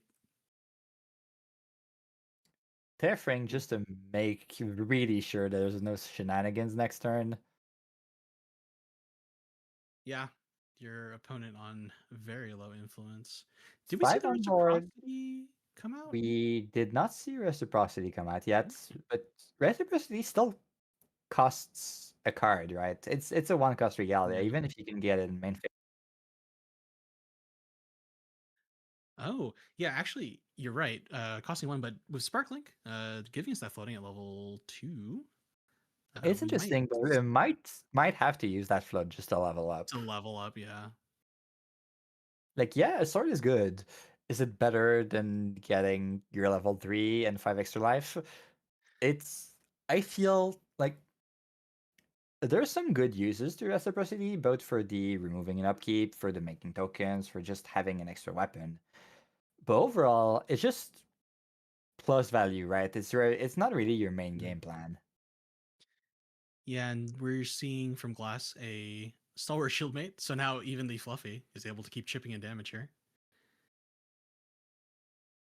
That being Chamber of said, I think Reflection. if you're Glass, you're probably very aware of Blade of Creation, right? Just in case you do pop up to 3 with the dungeon guide. Yeah, it's part of why Blade of Creation here, there's not a lot of tokens yet. So the Blade of Creation normally comes in after the Assemble the Ancient because you can see all those swords to reduce the cost of Blade of Creation. Because otherwise, Creation's Well, the other Tonarice, does not make any tokens, so there's no other way of reducing the cost of your big cleave. Mm. Yeah, that's very fair. Do we have anything? Nope. I think I think it's exactly as you mentioned. It's just assemble the ancients. So Blade of Creation either costs us the full amount or we have to wait. Flare the Iridescence, Ooh, could we see it close out another game with 13? So that's gonna second flare, and then there's the Fireball in hand four. for the last 6. That's yeah, 2 more. That's oh, okay. Well, Oh, or another just the flare. other Flare the Iridescence also works. Yeah, we'll pop the Chalice of Blood, try and find an answer. Probably pop the I Wafer Map too. I don't know if there isn't. What is the answer here? I don't think there's anything you can get Launches there. is the only thing. There's still a full board coming in too. Creative shock. Creative. Okay, I think you mentioned this sometimes. Sometimes you just play it, right? Yeah, You just yeah, you do it for fun. yeah. Maybe you forgot a card in your deck. Yeah. There's a an extra 25 seconds to the game. It's not gonna hurt anybody. Yeah, it's the last game of the day. Might as well play it. Yeah. So so actually, I was gonna say, what else gonna happen? But obviously, it's just Flare Iridescence. It'll just come back out Mhm, mhm. and deal the final blow, most likely. So sadly, we did not see the Assemble the Ancients deck do the thing. Maybe it's because the we did not have a hero here, right? It's Jimmy Lee's deck, and clearly he's the only one that can use the heart of the cards to actually win with that deck. Yeah, some decks, you know, it can be your pet deck, but is it really your pet deck, right? It belongs to the person who can truly believe. And unfortunately, today we did not see that. Although, And congratulations to Glass for going 4 yeah, 0. it, But it was a very clean win, right? He played that very well. It's not just your opponent breaking, but mhm. sometimes you have matchup favored one way or another. Yeah, I think, a lot of to show sort of like glasses it's kind of a weird way glasses sort of sense in that game, the game sense, knowing when to go in with fluffy shopkeeping and knowing like what, there might be some danger here, I'm going to go ahead and keep that up and allow my liminal guide just to go in and that'll be it. I'll just push carefully. We're waiting, and we're just gonna build up cards, uh, to the point where he didn't unmake duality. Long before I think someone like myself would have been like, oh, but what if I have the ghost in hand? I might as well get that for kind of free value. But his game sense, he's going, no, there's not really any danger. I'll just go ahead, draw more cards. It's safe for me to level up. A hard level up into 3, and Mhm. just close out the game. 3 flare iridescence. Yeah. And it also showcases the problem. Hopefully, sometimes we'll get an answer, right? We got a second Xander off of Prox's Vault, so maybe Weebs someday, some other Tony level 2 Oh to man, get it's us gonna a be different. like Tony Hey, recollection, and it's just level 2 in there. That's even just a Tony that makes a domain with no effect would be playable because it helps both the level 3s. yeah. I mean, I think that is every Tony player's sort of bane, right? Like you said, kind of like Hungming, Tony has that generally wasted uh, level 2 unless you're actually gonna go heavy swing or invigorated slash or something crazy, just to get that extra damage. But otherwise, you're just wasting that. He just comes out more health, and you're just waiting to dungeon guide. Yeah. And So even the level 1 kind of dead in this build. So yeah. we've seen the problem with and why aggro decks work. We to go back to that conversation Mhm. from before. Yeah. The Tony player here, Samper, essentially lost 3 cards to do basically nothing. Right? He got a couple more extra points of life, more than a couple because he's Guardian, but Yeah. then he got nothing out of that. Yeah, that's true. It just sort of extended the time, but there was no like we were mentioning previously, like the hand never got refilled. Mhm. There was really no particular, unfortunately, there's no particular game plan really being shown. Right, you just have this set of domains that will help you, but in the moment, there's really nothing to do. You can cycle some cards and just wait.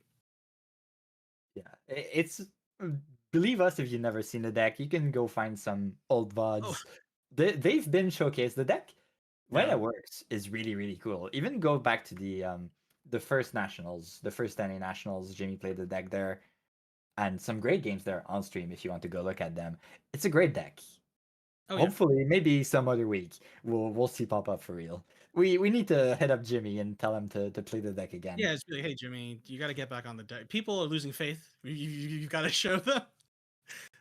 Which, yeah, once this is one of those things where, unfortunately, we saw such a clean win from Merlin, but definitely, no one should be dissuaded because the Assemblation deck is really cool when Mhm. it works. And like you said, the VODs on this channel, which, oh, okay, segue, you can become a member of. So clean.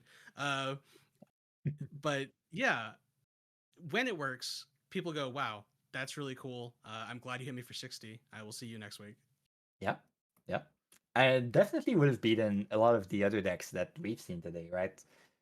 Well, yeah, I mean they went 2-2, Yeah. so there is something to that deck. But here we just saw a super clean Merlin, with that little extra bit of game sense, just being able to completely outvalue and play the Merlin game. Just here's a bit of combat damage. Here's a lot of non-combat damage. Goodbye. I'll see you next week. Mhm, mhm. So if you want to see more fun decks, probably more on the meta side, I will remind everyone in less than 48 hours, we have the EU Online Regionals by the Cake League. Um, so Saturday, very early morning for us here in NA. 4 a.m. Eastern, so 3 Central, 1 Pacific. Yeah. It's going to be fun as always. A lot of great players. EU that you probably don't see as often just because you're used to watching the streams here, and just the time zones make it so that there's not a lot of crossplay between the two regions most of the time. But regional is the perfect time to look at those different players and what deck they can bring. Yeah, definitely. And it's one of those things where different regions play a little differently, and you'll see some things that uh, that the Europe side favors. Yeah. over here, us here in NA. So shout outs to the casters, by the way, for that. Garrett, Herman is your man, Clem, and Valkyrie. Yeah. I'll be trying to play myself. 4am, you know, you can play a little sneaky, but sometimes it's hard to cast, and 4am not try and not wake up everyone else in the household. So Oh, you know what? I'm just gonna say it just because we're on stream. Bonnie for number one. That's my prediction. I'm locking it in. we hope, He's we gonna hope. wake up. He's gonna wake up at 3:50 a.m. and you guys are in trouble. I actually won one of the past EU regionals. I See, went there you go. I went 4-0 and then I did the last two and then everyone else I did. So I actually finished first, but and also I need to do my mea culpa. That win was on slimes. I'm sorry. I will never do it again. You hear that, Needful? Never again. We're not playing that game anymore. Uh, all right. Well, I think that was quite a few very fun rounds, actually. A lot of very fun decks, great players as usual. So, I'm gonna go ahead and close it out. So, once again, the EU online regional 1 PST 4 EST AM. Uh, that will be here on Serene right here on Serene Balance Productions, as well as open channel memberships for this same channel. Take a look; you get some really cool emotes. Uh, want to thank my co-casters Bonnie as well as Clem, and just one quick shout out: Lineage Break Joy Boy. If you saw the thumbnail, he was supposed to be on. Unfortunately, he is feeling a little ill today, so wishing him the best. Get well soon. Yeah, hopefully a lot of good cast in the future. Just taking care of your health is very important.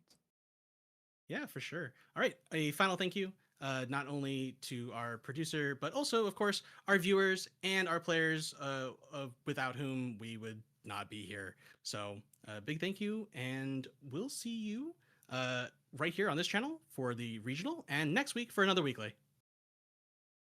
Goodbye. Bye.